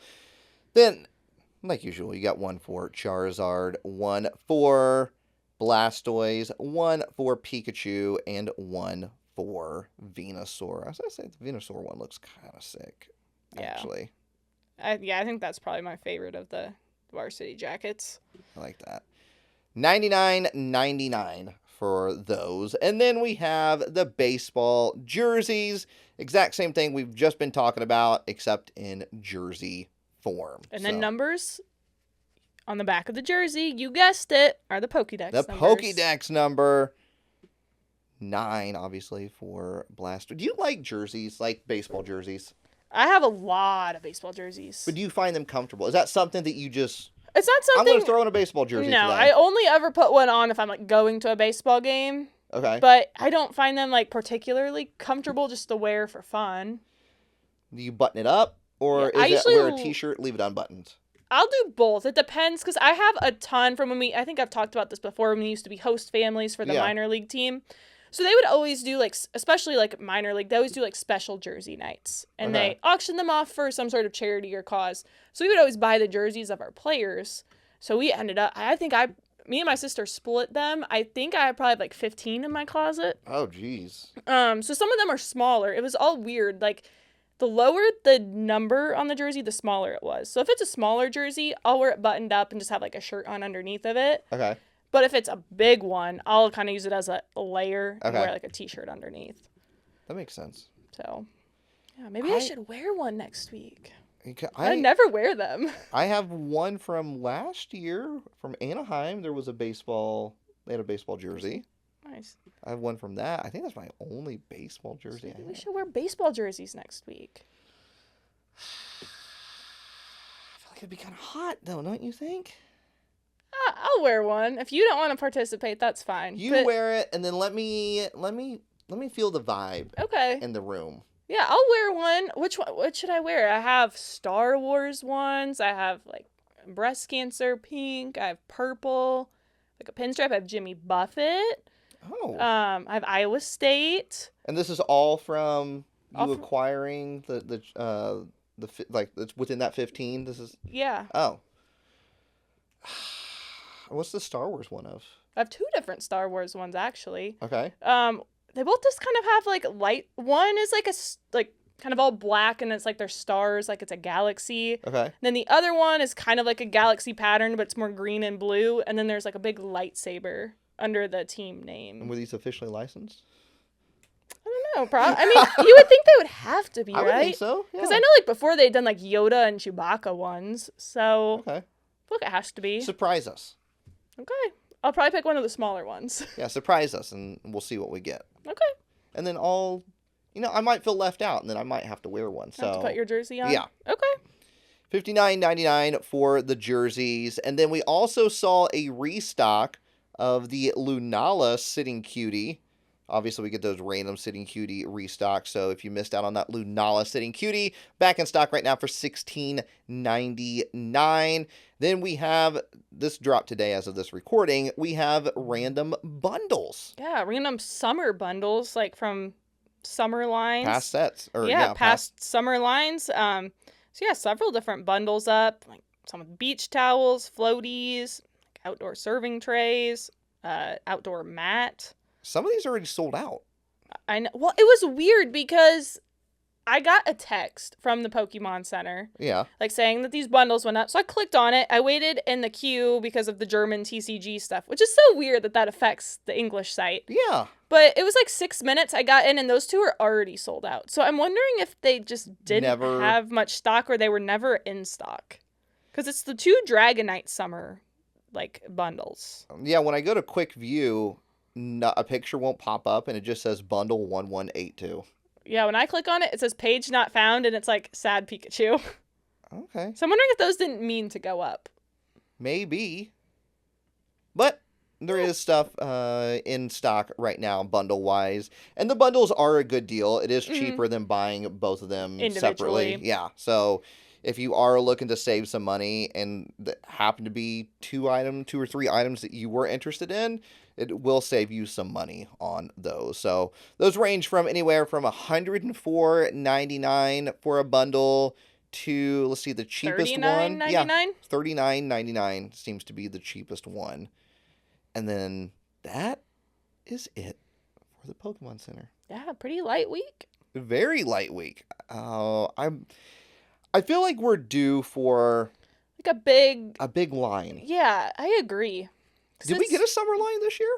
I don't think we did. We got the Dragonite stuff. Was that this year? Yes. When did that release? Like a month or 2 ago. Really? Oh, I feel like it had to be longer than that. Will it say the date when we go on here? This bundle already has $59.99. So maybe, or not $59.99, has 59 reviews. So maybe this bundle was already a thing. Maybe already went out. And then, yeah, it's out of stock. Yeah, I'm going to look at the reviews and see. Yeah, because like this Dragonite towel, there's some from May. Like May 22nd is the earliest review. I see May 14th. So this year. Yeah, but definitely more than a month. Yeah, but that's our summer line for the year. I completely forgot that was this year. Yeah. I thought that was last year. I knew it was this year because I knew we talked about it. Yeah. Oh so my gosh. it had to be this year. But I feel we are due for some sort of line. Me too. Because it's been a while. Yeah, it really has been. So yeah, hopefully within the next week or 2 we'll get something totally new. Also, the Pokemon Trainer Essentials, like the duffel bag, the day backpack, or the day pack, the waist bag, and the crossbody bag, everything is sold out except for the duffel bag. I know, I did see that today. Everything, which is kind of wild. I didn't expect the backpack to sell out, but it did. Sure did. So, but they do still have the duffel bag if that's something you're interested in. $54.99 is the last one of that line still in stock. If you are interested in looking at the Pokemon Center, there is a link down in the video description on YouTube. That is my unique specific link. I'm currently sponsored by the Pokemon Center. This podcast is not sponsored by the Pokemon Center, so it's kind of like my choice to throw it in this. So in a weird roundabout way, it kind of helps the podcast. So if you're looking to go browse, purchase something, you want to sign up for the newsletter, whatever it may be, use that link. It'll show some support, and I would definitely appreciate it very, very much. And so, and someone did ask, like, do you have to go to that link every single time? Yes. So if you wanted to purchase something every single time and, like, support by using that link, you'd have to use that link every single time. So just bookmark it. Oh, yeah. There you go. Bookmark it. Bookmark it. Didn't even think of that. Yeah, then you can click on it every time real quick. Technology, isn't it amazing? Mm-hmm. Who knows what we'll be able to do I am next. the smart one. I didn't argue. I picked that comment out and I put it in there. Okay, time to figure out what's going on in the world of Pokemon. Now remember, we're not breaking the news. We're simply just discussing what's going on in the world of Pokemon. Katie. First up. Everyone has been anticipating. We have the reveals for Storm Emeralda, which will be our Delta Rain set. We would assume these cards would feature in our set. We got all the SIRs, the illustration rares have been revealed. Yes, so this set releases on July 31st, the day after this podcast goes up. And November 6th is when we get Delta Rain. So, big gap. Huge gap. Yeah. Very huge gap. Japan's going to have these cards for a couple months before we get them. Because at the end of November, Japan will be getting their next set. Yeah. So, definitely interesting for sure. But we're assuming that most of the cards that we're seeing right now will be included in Delta Rain. A lot of times they will pull out one of these illustration rares, and that'll be the ETB promo. So yeah, we could see something like that happen. But we are looking at the article on PokeBeach right now. So if you want to follow along, you can watch on the screen, or you can go over to PokeBeach, fantastic website. You know we love them. So shout out to John at PokeBeach. So you can hear Eevee? I can. I'm like, oh my gosh, I'm trying to focus. She's so excited Marie's home. Yeah. So illustration rares. We can go through these one by one because there is not a lot of them. There's not a lot, but I will say, pretty impressed by them. When it comes to, obviously, Chaos Rising, Pitch Black, Perfect Order, this might have the best illustration rares. I think I would agree. So, yeah, definitely pumped for this one in particular. I'm super pumped for. Little green guy. It'll be the last one, so. Oh, will it? Oh, I yeah, guess it will. Yeah. First up, we have a Masquerain, which, okay, not one of my favorite Pokemon. No, and it's kind of done in that realistic. I think, is this artist Rend who also did the Furret? Yes, and it might be the same one that did the. Is it Cutie Fly that's at the fountain? Yes. Yeah. Mm-hmm. Where it's kind of like very realistic. It looks like Pokemon in the Pokemon's in the real world. In the real world. So I mean, Masquerain deserves some love, just like anybody else. We got Growlithe, which is adorable. It's so adorable. It's like sitting there, the door is just getting opened. It's just like the dog waiting for its owner to get home. Yeah, so it's basically like POV, you're the dog owner, and you come home, open up that door, you got your pupper sitting right there, looking at you, greeting you at the door. Yes. Also, we're going down a country road here, we're not taking the interstate. Have you heard that, okay, so obviously, pupper is a term that you use for a dog. Have you heard that's a millennial thing to say? I could see it being a millennial thing because I don't say that. Like, I feel like that's cringe. I know, but I can't help it. What other like cute name? Because I feel like just saying dog. Like your doggo. Doggo is definitely millennial too. That is 100% millennial. I mean, I would just call them, like, I wouldn't even say dog. I would just, like, call the dog by its name. Like, because, like, I feel like, at least for, like, my cats, like, each cat has, like, their own, like, they have their names, but then they have little, like, side names, like. Well, no, I get that, but when you're talking about just something in general, right? Like, we're talking about. I would just say my dog. But I feel like dog is such a just, like, not fun and same with pet. My pet. I don't know. I don't have any. I think that's fine. I mean, would you like... I would just say, like, my cats. You wouldn't refer to, like, a friend in your life or, like, your spouse. You wouldn't go, oh, my human. I mean, yeah, but... I don't know. I feel like saying, like... I would just say, like, my dog. Like, I don't see anything... Like, that just sounds fine to me. Okay. Like, pupper sounds... But you're cool with doggo. See, That's better than pupper. No, see, I'm complete opposite. I feel and I'm not too big on, like, cringe. Like, I could care less, right? If I was to pick the cringe out of the two, I think doggo is more cringe than pupper. I think pupper is more cringe. Like, they're both cringe, but pupper is worse. Okay. If I would just say my dog. Does this call for a community post? Yeah. I think it does. We could. Which one's more cringe? Yeah, which one's more cringe, pupper or doggo? See, okay, all right. Yeah. So you're team. I'm team doggo. And I'm team pupper. Yes. Okay. We'll put it up on the community tab, and you can go vote there. You won the last one. I did. So Price is right. We'll see what happens with this one. Yeah. Next up, we have Magmortor. Which I'm not, like, a huge Magmortor fan, so... Me neither, but the art looks good. He's, like... It looks like he'd be in his natural habitat with, like, the lava flowing around him. Yeah. But yeah, there's definitely better ones. I will say, I do kind of forget that Magmar and Electabuzz have evolution sometimes, because they're just so, like... It's just them in my brain. Yeah. And then I'll see a card and I'll be like, oh, yeah, Electivire does exist. I forgot about that. Mm-hmm. But then you also have, like, Elekid and Magby. See, I think of those before I think of Magmortar and Electivire. I absolutely do think of those before I think of... Okay, we have Kyogre up next. Are you more of a Kyogre or a Groudon? Definitely Kyogre. Oh, interesting. Yeah, for a while, like, way back in the day, like, Kyogre was probably in my top 5.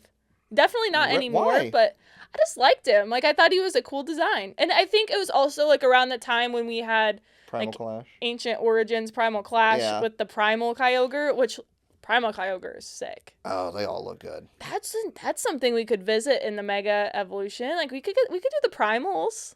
Yeah, we haven't brought that up. I know, that could be something. Honestly, that we don't need to bring it up. We don't. That's true, but I think I do love Primal Kyogre. I'm fine without visiting that, honestly. I'm perfectly fine. So, but Kyogre is coming out of the ocean. There's kind of a wave behind it. I think I kind of flip-flop.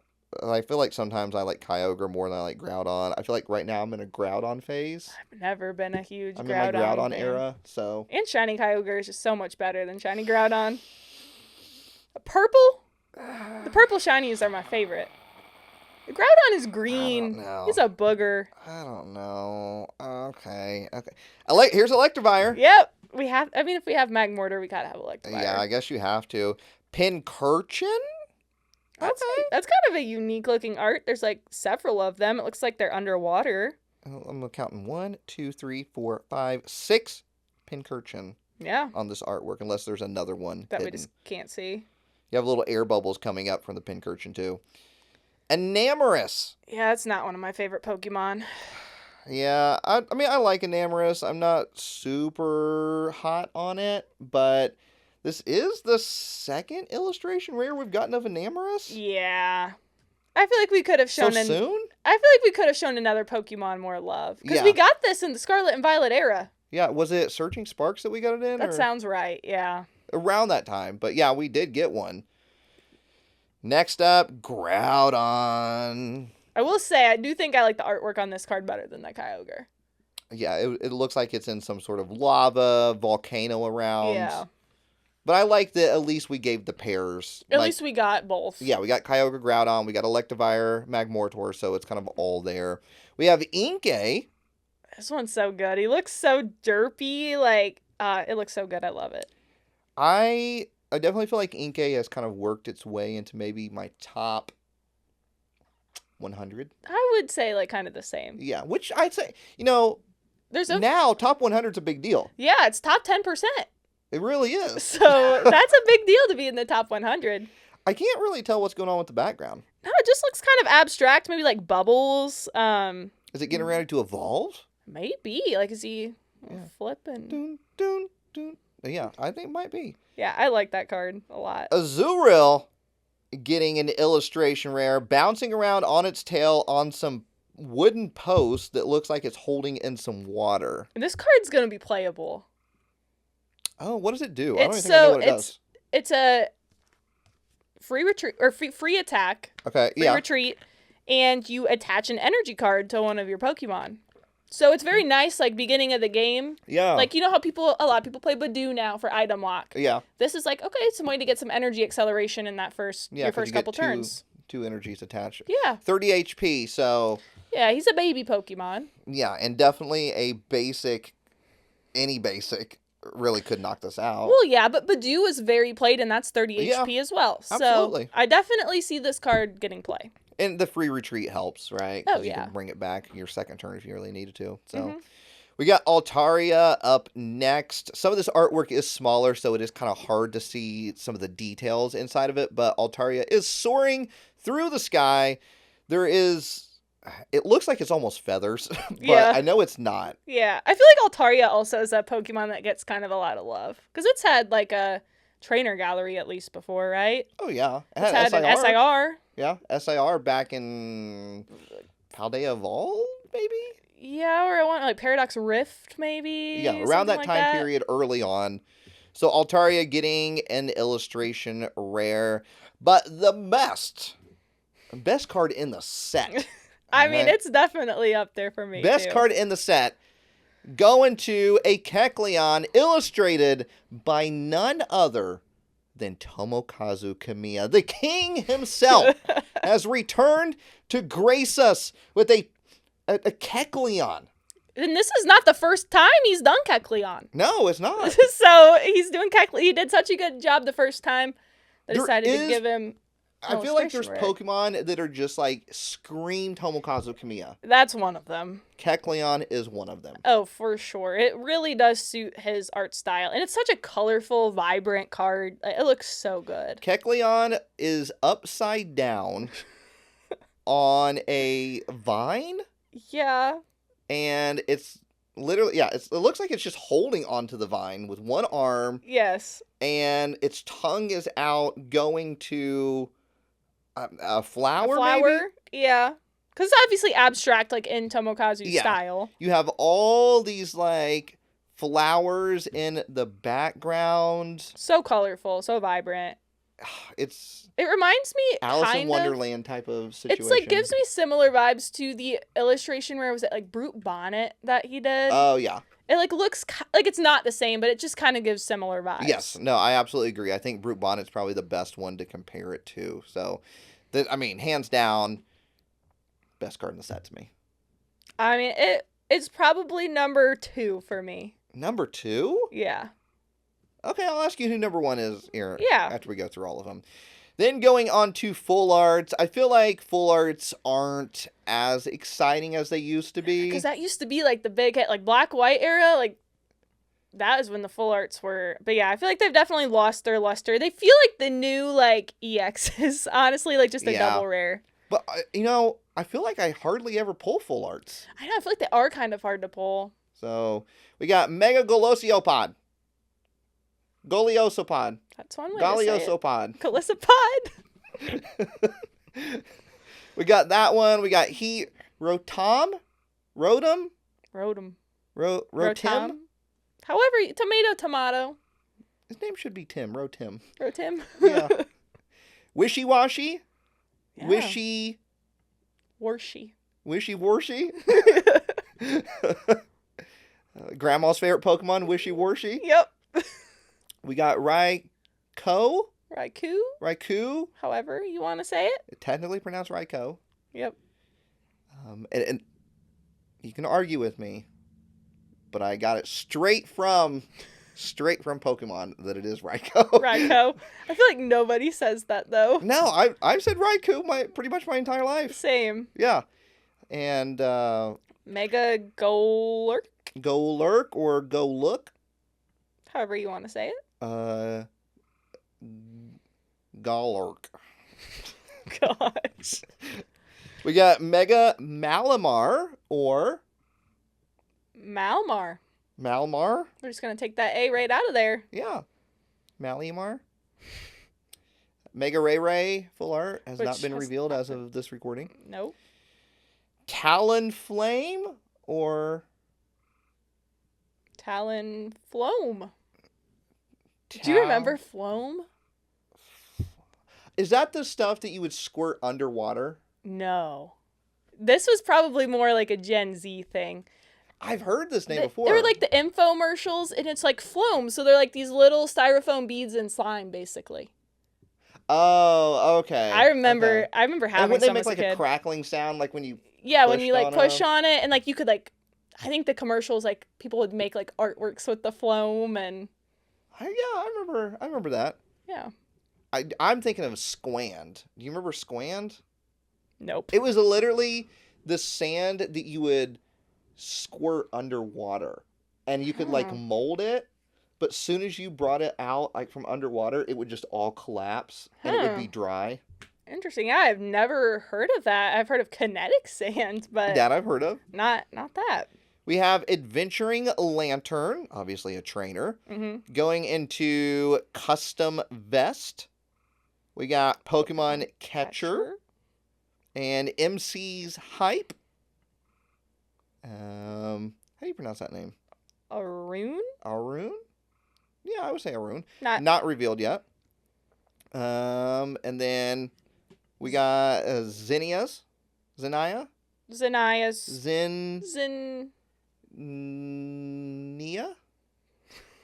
Zinnia's Trust.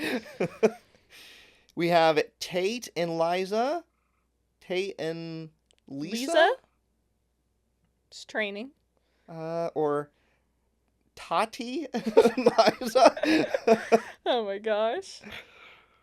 And then we got not the energies. They're back. The energies are back as full arts this time. When I saw this, I was like, I thought we were done. I thought we were done with this. I didn't even think that they could. I did not. That they could give us full arts of these. No, we did not. We do not need this. I'm so done with these energies. Me too. And it's only 3 of them, so the next set's going to have the other 3. The other 3 as full arts in it. So yeah. Well, no, there would be more than 3, right? Yeah. Aromatic energy, nitro energy, bubbly energy. We don't need this.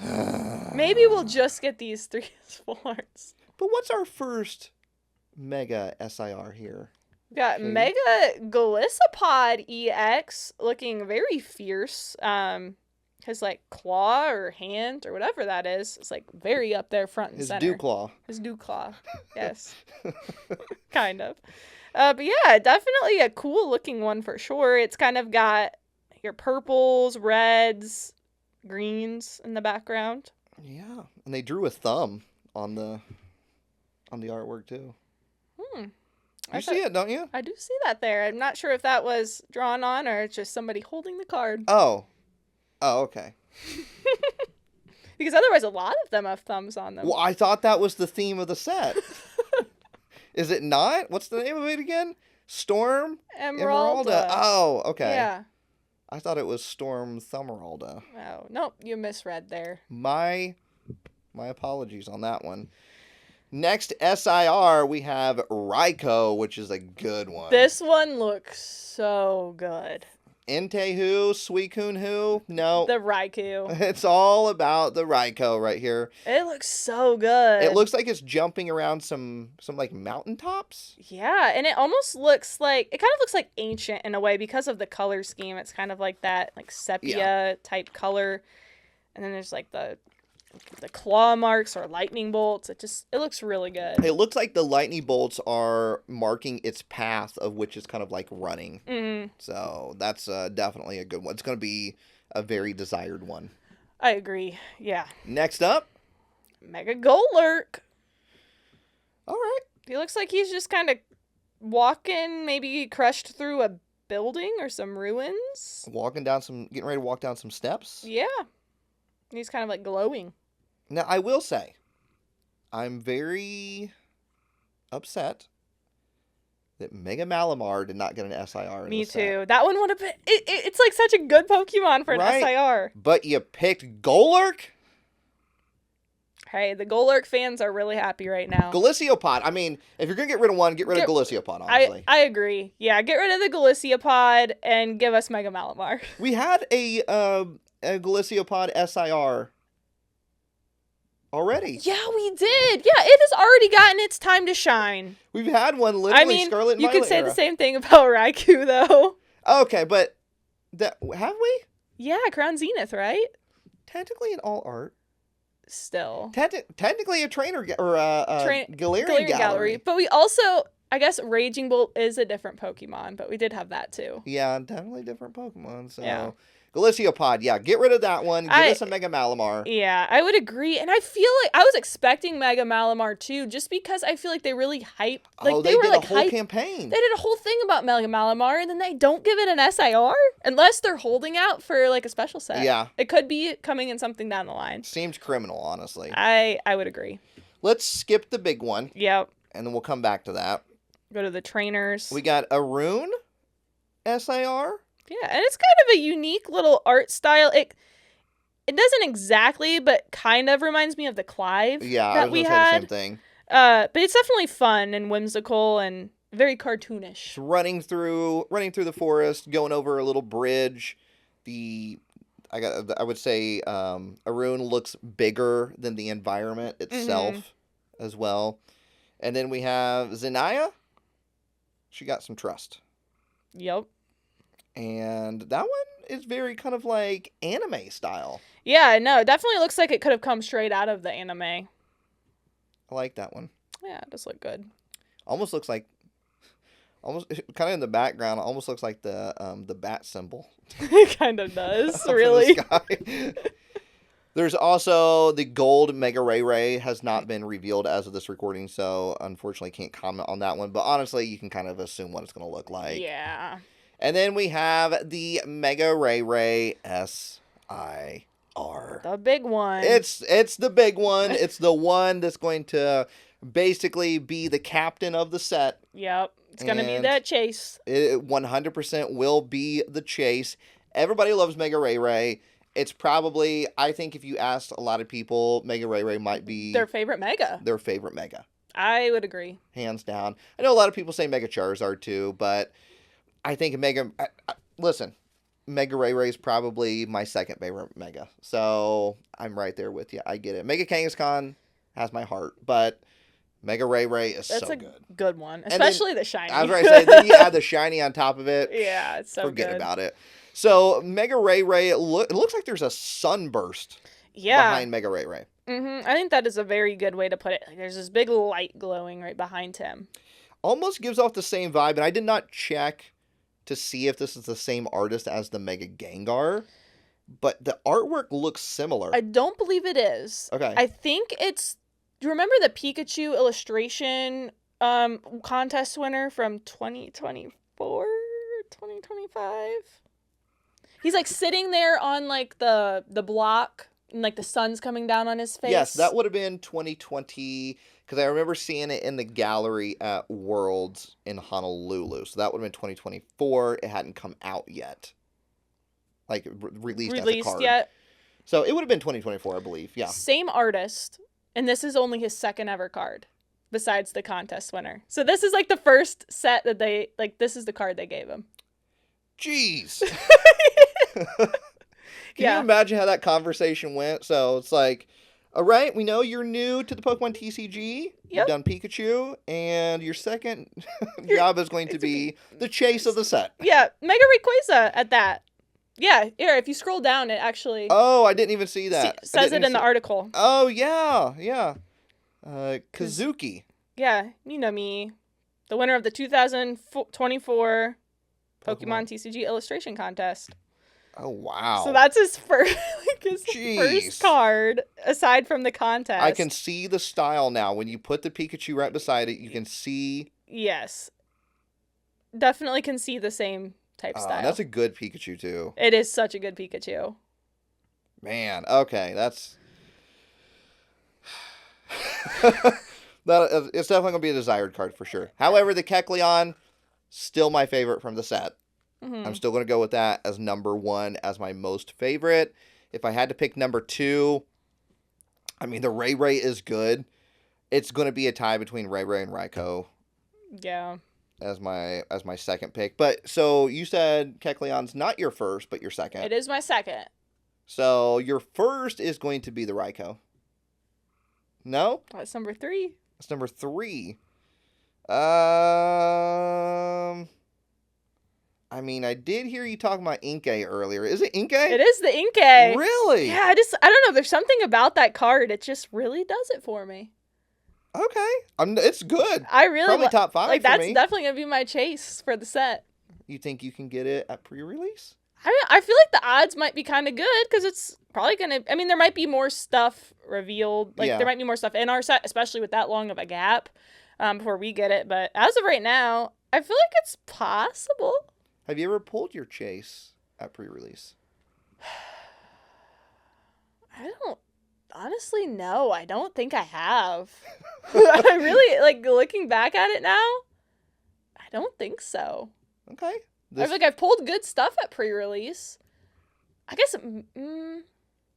I don't know if it would have been my chase at the time, but now, like, it's my favorite cards from the set. Like, Stellar Crown was a really good pre-release for me. Oh, yeah. I pulled the Squirtle and the Bulbasaur. Yeah. I also pulled the SIR Dachshund.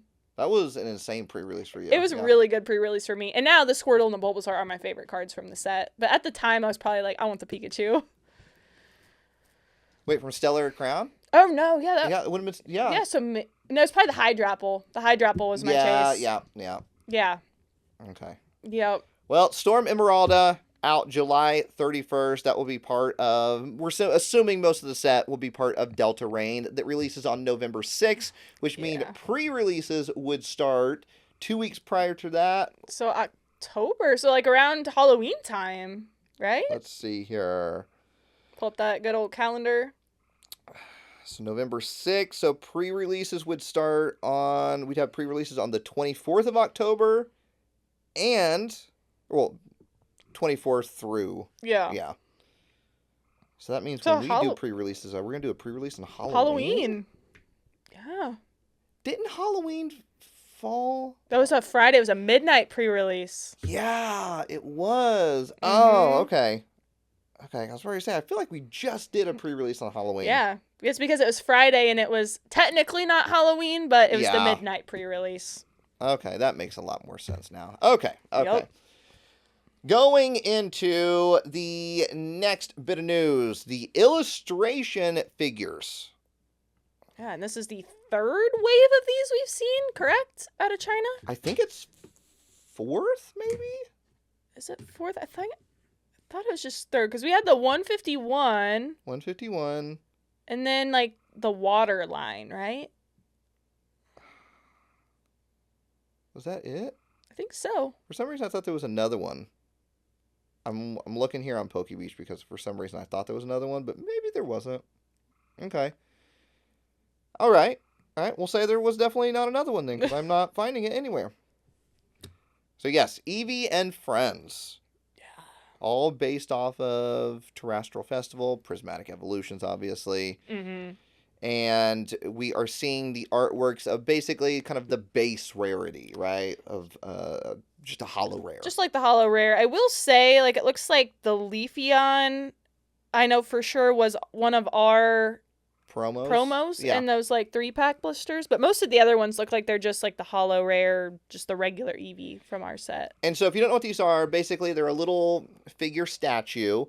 The figure is of the Pokemon doing the exact pose in the artwork. And then you have the actual card right behind it. You get the actual card with it. Yeah. So it's like you have the figure, which mimics the card. And it's really a cool little display piece. I actually don't own any of these figures. Me neither. I definitely, like, whenever they come out, I'm always like, yeah, I'm going to get one. But they're always just so expensive because you have to import them over. Yes. I'm like, I can't justify spending like $40, $50 on this. Yeah, I know. I think it was last time we were in Japan, I saw the 151 ones. Mm. And I was like, oh, I think I'll get one now.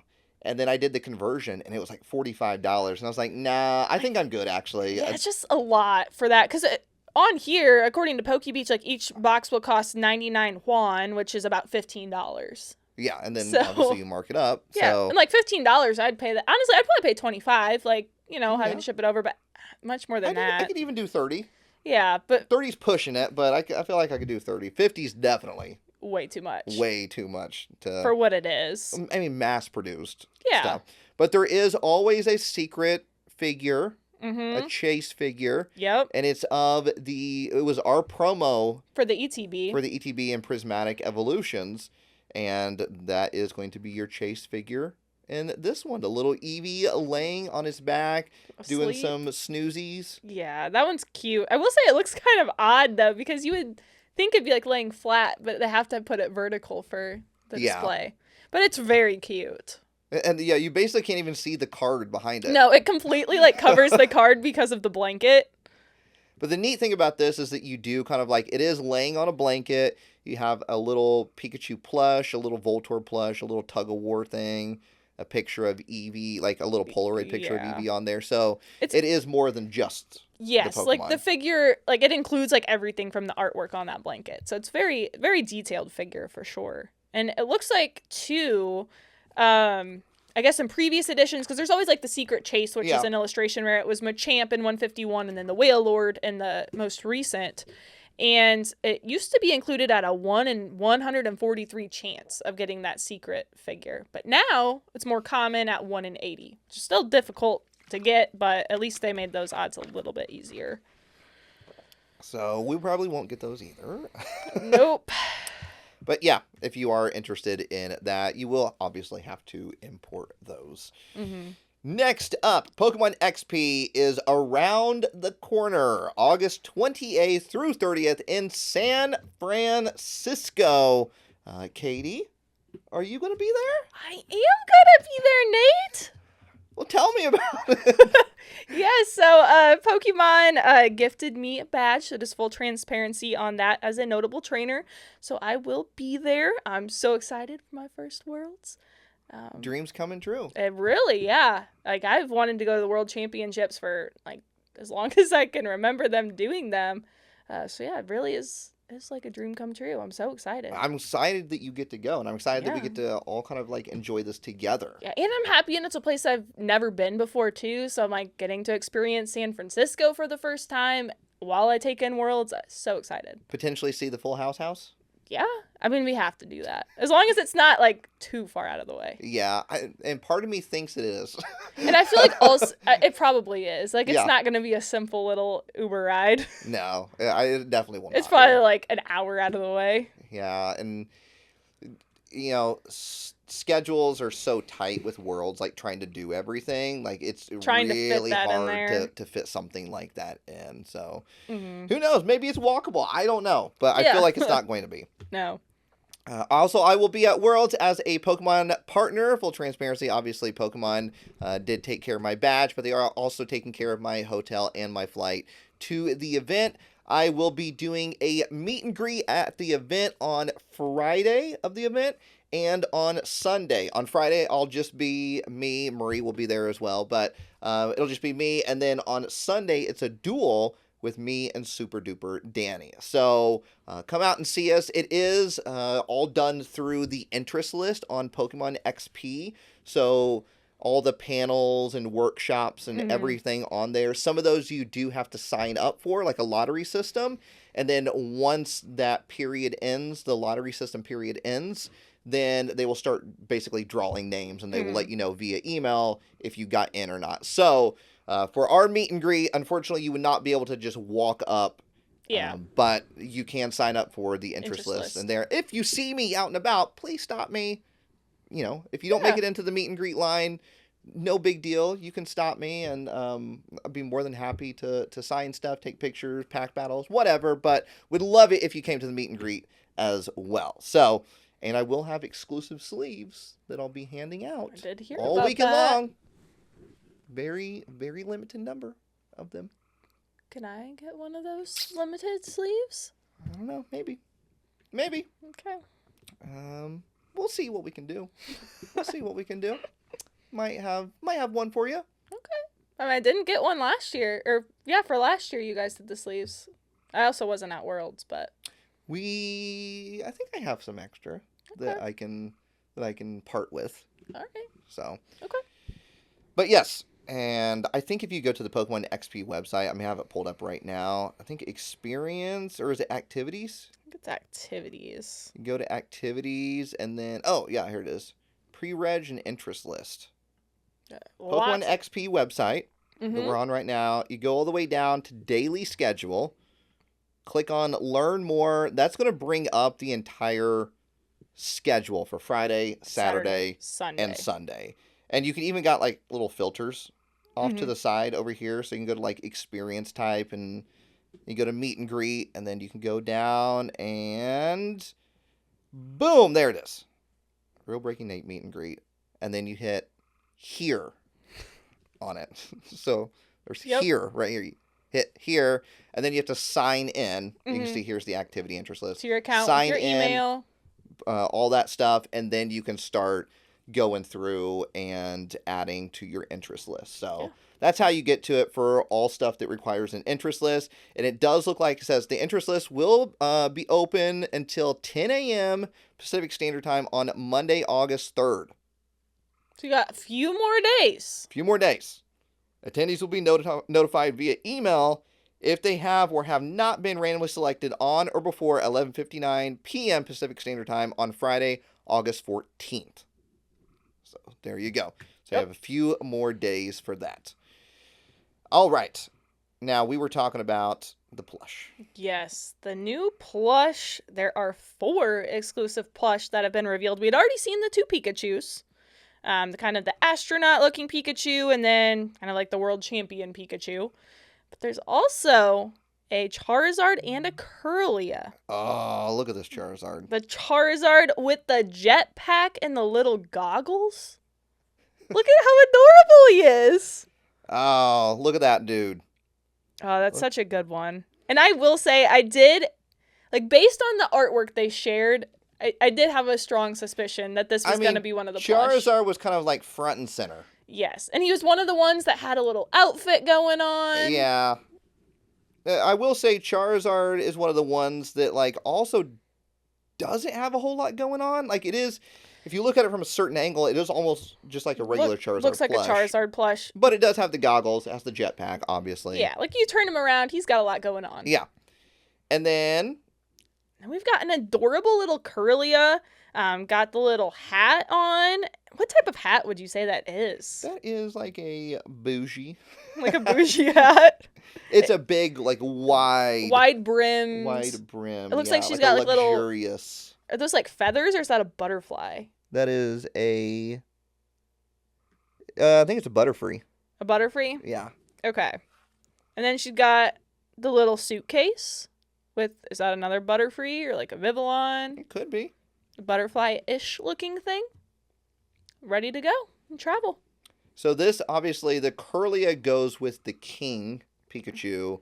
The Charizard goes with the Astronaut Pikachu because we got Worlds and we got XP. So yeah, having 4 plush there. But those are all revealed. There is a chance there could be more plush. Yeah, they could have just given us a little teaser. Yeah. And then who knows? They could drop like 4 more. Honestly, they very well could. But I would say soon we should start to see more of a list of items available. I remember the past couple years that we've started to get like at least a list of things, not necessarily a picture of everything, but a list. Sometimes they'll reveal a few images here and there of certain like big items, like the higher ticket items. Yeah, like last year we had the jukebox. Yeah, they actually did not reveal the jukebox ahead of time. Did they not? Not till it. Because I remember talking with Alcremie Sunday of like, what is this jukebox going to look like? What is it going to do? Yeah. And I'm pretty sure we didn't figure out till we got to Worlds of what it was. Yeah. So there's, even some of the higher ticket items they don't reveal until last minute too. So we should start to see a lot more of this pop up. We are getting closer to Pokemon XP / Pokemon Worlds. Kinda so like that month away mark. So yeah, I'm so excited to see like what type of artwork and merch is going to be revealed. I know. I'm so excited. I'm really excited about Pokemon XP. I mean, that's technically what I'm a partner for. I'm technically a partner for Pokemon XP, not for Pokemon Worlds. Mm-hmm. It is 2 separate events, even though it's kind of together. So I am technically a partner for Pokemon XP. You're technically a notable trainer for Pokemon XP. So, but there is going to be so many things going on there. Like Lego's going to be there. Build-A-Bear's going to be there. Santa Cruz, Funko. So a lot of these like big collabs that we've seen over the past couple years are going to have like their own experiences there. Yeah. Yukimori's going to be there. I know. Sao is going to be there. It's going to be very, very interesting. Also, another one of my favorite things about that we've seen past years is they always have like a museum of some sort, and they will have like all the past Worlds plushes. Or like random merch that they released. And so I always love seeing kind of like the little museum things that they do. So a lot of cool stuff. If you have the chance to go, definitely go. If not, try to make it out next year to wherever Worlds is going to be or Pokemon XP. I literally have no idea where it's going to be next year. So maybe they'll get announced at closing ceremonies. Pokemon XP / Worlds. Indianapolis. I would lose it if that's what they announced. Here's the thing. 1, I would be happy because I don't have to fly anywhere. But then 2, I'd be like, I don't get to see anywhere new. Yeah. So. But also, it would be kind of nice. I think it'd be so cool, and I feel like the motifing they could do for Indy. Yeah, like race cars. Yeah, I think that'd be cool. Like, imagine a little Pikachu plush in like an Indy car. That would be cute. But I feel like we always get the race car theme of everything. I feel like it's a good theme. I know, but... Well, what else would you, Corn? A farmer Pikachu? Sunflora? We could get... I mean, we don't have bison here, but... Well, we got pork chops, so we can do a Lechonk. Yeah. The Mudbrays. Things like that. I think I'd be happy, but also at the same time, I'd be like, I kind of want to see someplace something new. Cool. I'd like it because I'm like, okay, that's a very doable trip.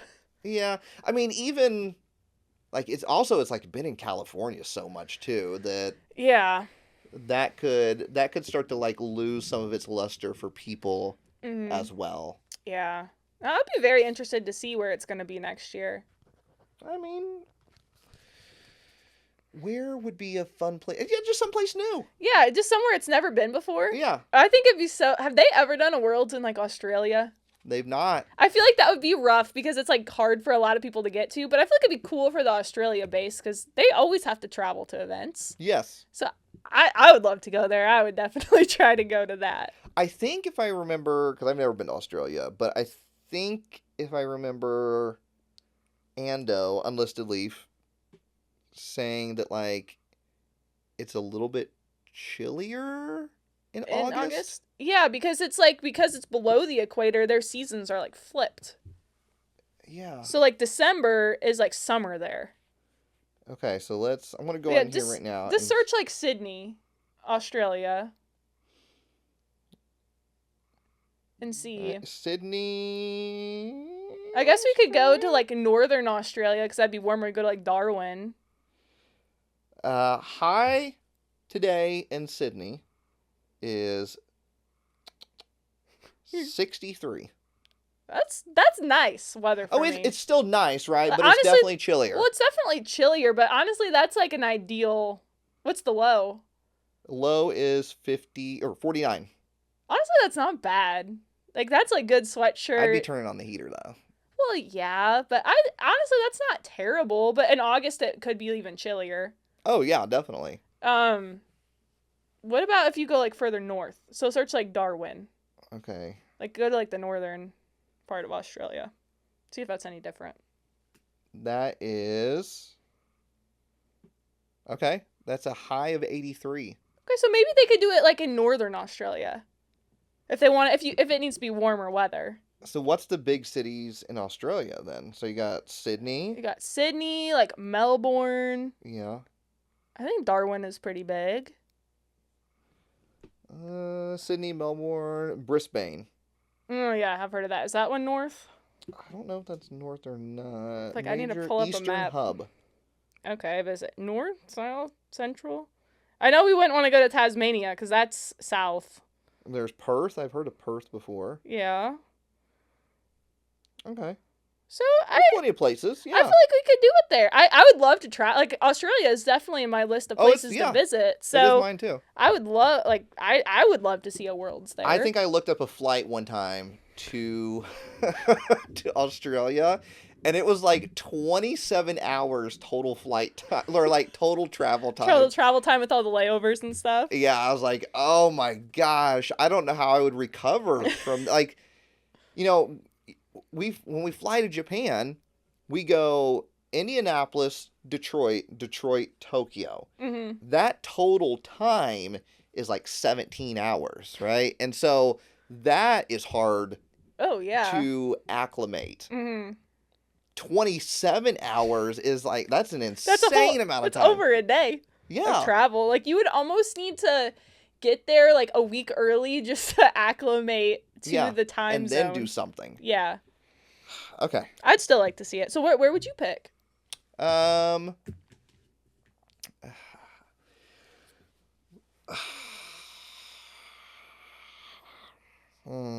would I pick? Let's Google a random town.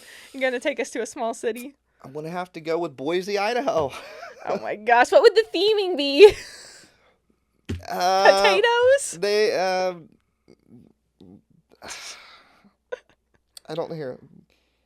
Give me a random town.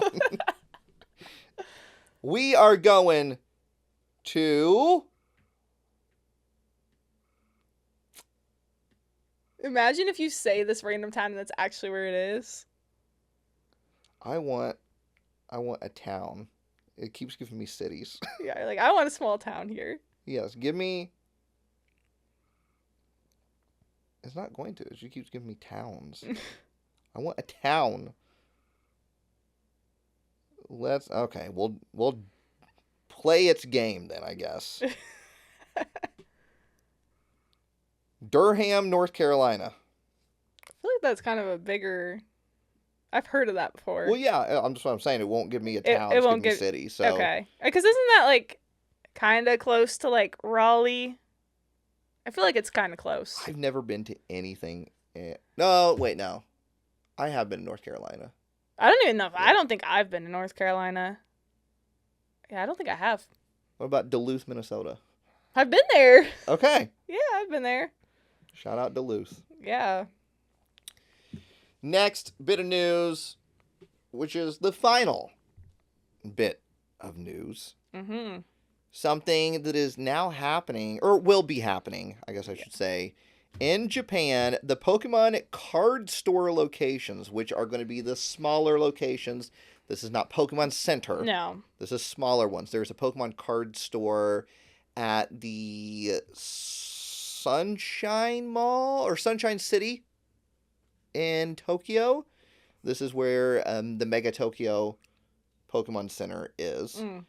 And that's technically like the first Pokemon Center, but it's moved several times, so it's not like the first location. Mm-hmm. But this is where like Pikachu Suites is at. There's a Pokemon Go kind of like store area as well, but there is a Pokemon card store there. They are going to start doing facial recognition for entry and TCG purchases, so they can tell if you are coming into the store more than once per day. Yes. And I think I was reading too, like, it can also like try to detect almost like scalper behavior, like if people are constantly coming in and buying things. Yeah, I guess like if you were coming there every single day. Yeah. Maybe buying the exact same thing every single day. I don't know how they're going to do that. This is something that just popped up. It even says, PokeBeach reported on it, but it even says the Pokemon Company has announced it. Now, remember, Pokemon Company International, two different, right? Yes, it is all under the Pokemon umbrella, but two different kind of companies there. So, it basically, the article has stated, and I'll read a little bit from the article on PokeBeach. The Pokemon Company has announced that Japan's official Pokemon card store locations will begin using a facial recognition system to enforce store entry and purchase limits. The Pokemon card store locations are the company's smaller TCG-focused stores that are separate from its Pokemon Center locations. Customers who wish to enter the stores must consent to facial recognition and will receive a numbered entry ticket. The system will verify that each customer only receives one entry ticket per day. If it detects that the same person has attempted to receive multiple tickets or enter the store more than once in a day, staff will deny entry. The new measures are intended to prevent scalpers from circumventing entry and purchase limits. Preschoolers are exempt from the facial recognition and may only enter with an adult. Staff may also question groups of customers if they suspect they are attempting to circumvent the entry rules. According to the announcement, the stores will collect customers' facial image data and visit counts. The Pokemon Company says the information will be stored securely for a certain amount of time in accordance with its privacy policies. It's unclear if these new measures could expand to Pokemon Center stores as well. Earlier this year, Pokemon also announced that select TCG purchases at Pokemon Centers will require a government-issued photo ID starting in August. Oh. So, already taking measures to figure out how to control the popularity of Pokemon cards and the scalping of Pokemon cards. Yeah, just like the unprecedented demand. Right. Just trying to figure that out and try to make it as fair as possible for everybody, it seems. I don't see this going to Pokemon Centers. It very well could, but I don't see it going to Pokemon Centers because there is so much foot traffic that comes through Pokemon Centers. It would be very hard It's insane. Yeah. I mean, because now if you like start doing entry tickets all day long, like the lines to get in Pokemon Center is going to be insane. Yeah, I don't see it. I definitely could see it for like these smaller TCG stores that make sense, but I agree with you. I don't see it for the Pokemon Centers themselves. They already actually do entry tickets into Pokemon Centers, usually kind of like at the start of a day, if it's a new line drop or a new set drop, they will do entry tickets. And you basically come up to an employee that's standing outside. You get an entry ticket. It has the specific time on it. And you come back at that time, and then you can get in. They'll also do it during, like, peak travel and tourist times. So, I mean, because there's been some times where, you know, we'll go on a random Friday, nothing's dropped, but a lot of tourists are coming by. And, I mean, sometimes, you know, you'll go at 11 p.m. to get a ticket, or 11 a.m. to get a ticket. Your entry might not be till 4 p.m. Like, that's how many people are trying to get in. That's how many people are trying to get in. So I just don't see going to Pokemon centers. Like I said, could be wrong about that, but, you know, obviously we don't have Pokemon centers or Pokemon card stores here in the U.S., so completely different kind of situation over here. But, you know, we are kind of starting to see our own measures in place. Yeah, I mean, I've read recently about some, and it's not all Targets, but some Targets have started, like, slashing the plastic on some products before selling it, just to try to combat, you know, scalping. Which I've seen that as well. Like to see that. And Target, I think, does a fairly decent job with limits as well. Usually it's like 2 of each item, I believe, that you can get. I feel like, or 2 items in total. Is it 2? No, I think it's 2. I think it's 2 of each SKU. Yeah, it's 2 of each SKU, right? So you can get, like, 2 Chaos Rising ETBs and 2 Perfect Order ETBs and 2 single packs. Yeah. I think Target is probably the one store that is taking, it looks like, their path to handling card situation. I'm not talking just Pokemon cards. I'm talking card situation. In general. Is probably the best outlook. I don't think everything's in place right now, but from just, like, rumors that I've heard to what I'm seeing happen, it looks like Target's probably taking it the most serious and figuring out how to make it the most fair. Yeah, and also Pokemon did acquire Excel, and Excel does stock the majority of Targets. At least the Targets in our area. So yeah. That could be maybe playing into it too. I'm not sure. I don't think Excel stocks any Walmarts. I think that's all MJ. Yeah. But then Excel does stock, like, random Walgreens and CVS, things like that. So, you know, we could see, you know, this is pure speculation, right? Like, stores that start to handle things a little bit better and a little bit more fair might start getting allocated more product, right? Like, that's what we could start seeing. I don't know. No. Take that with a grain of salt. I'm just coming up with things in my own head of what could potentially happen and what I would like to see, honestly, right? So I know, yeah. If you start to see other distribution companies not handling things well and partnering up with these stores to do things the right way, you could start to see a lot of this product shift over to Target, right, who works with Excel, and Pokemon owns Excel. Start to get, honestly, with the pictures that I see of the amount of product that Target is getting. I know, and, like, they've also created, like, this new, in a lot of Targets, like, this new trading card section. Which I'm excited. I'm excited, but also interested how that is going to play out. Yes, same. Because it's like this a metallic background almost. And, like, there's, like... We don't need any more attention to the card there's, section. like, the Pokemon logo, Topps logo, like, all of the company, like, all the trading card logos. And, yeah, I'm very interested to see, like, because it's, like, a pretty big space. So, like, is this going to be empty most of the time? Or are they really going to have a lot of product and things in place to try to keep things on the shelf? Are they, one thing I don't know is, are they moving that card section to the front of the store back to that section? Because I always thought that card section being in the front was more of a security thing, right?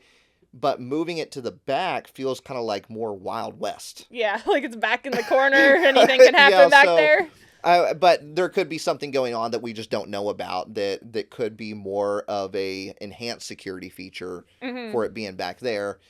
But, you know, we could start, like I was saying, I see pictures that people take of, like, Target restocks, and the amount of product that I'm seeing at Targets is kind of bonkers. I know, like, it really is. To be fair, I'm not seeing this in person. Yeah, I'm not seeing this when I go to Target. I usually don't find a whole lot. Yeah, it's usually the remnants of what's left over. But that picture compared to a Walmart restock picture looks very different. It is night and day different. Mm-hmm. So I feel like some of these stores and some of these distribution companies are going to have to tighten their game a little bit. Yes. And start to be a little bit more fair to the customer. And remember, customer service. That's what it comes down to. Yeah. And I feel you see a lot of stores, that's the last thing they want to do is customer service. Yeah, they just want to get rid of that as quick as they can. And then it's like, okay, we're good for another week. Yeah. So, I feel like as time goes on, we're going to start to see more things being implemented here in the U.S. and I assume all around the world when it comes to trading cards in general. So, we'll see how that goes. But thought this was an interesting piece of news that we should bring up. Yeah. So, Katie, anything else you feel like you need to talk about before we head out here? I don't think so. Feel pretty content. That's it? Yeah, I mean, do you have any thing burning a hole in your pocket that you want to just put out into the world? I am going to say the new Uniqlo drop yes. has been on my mind. Mm-hmm. A lot of the pixel artwork from back in the day. This is their second drop this year, so I'm excited about that. So that's kind of been on my mind a little bit. And I think that's it.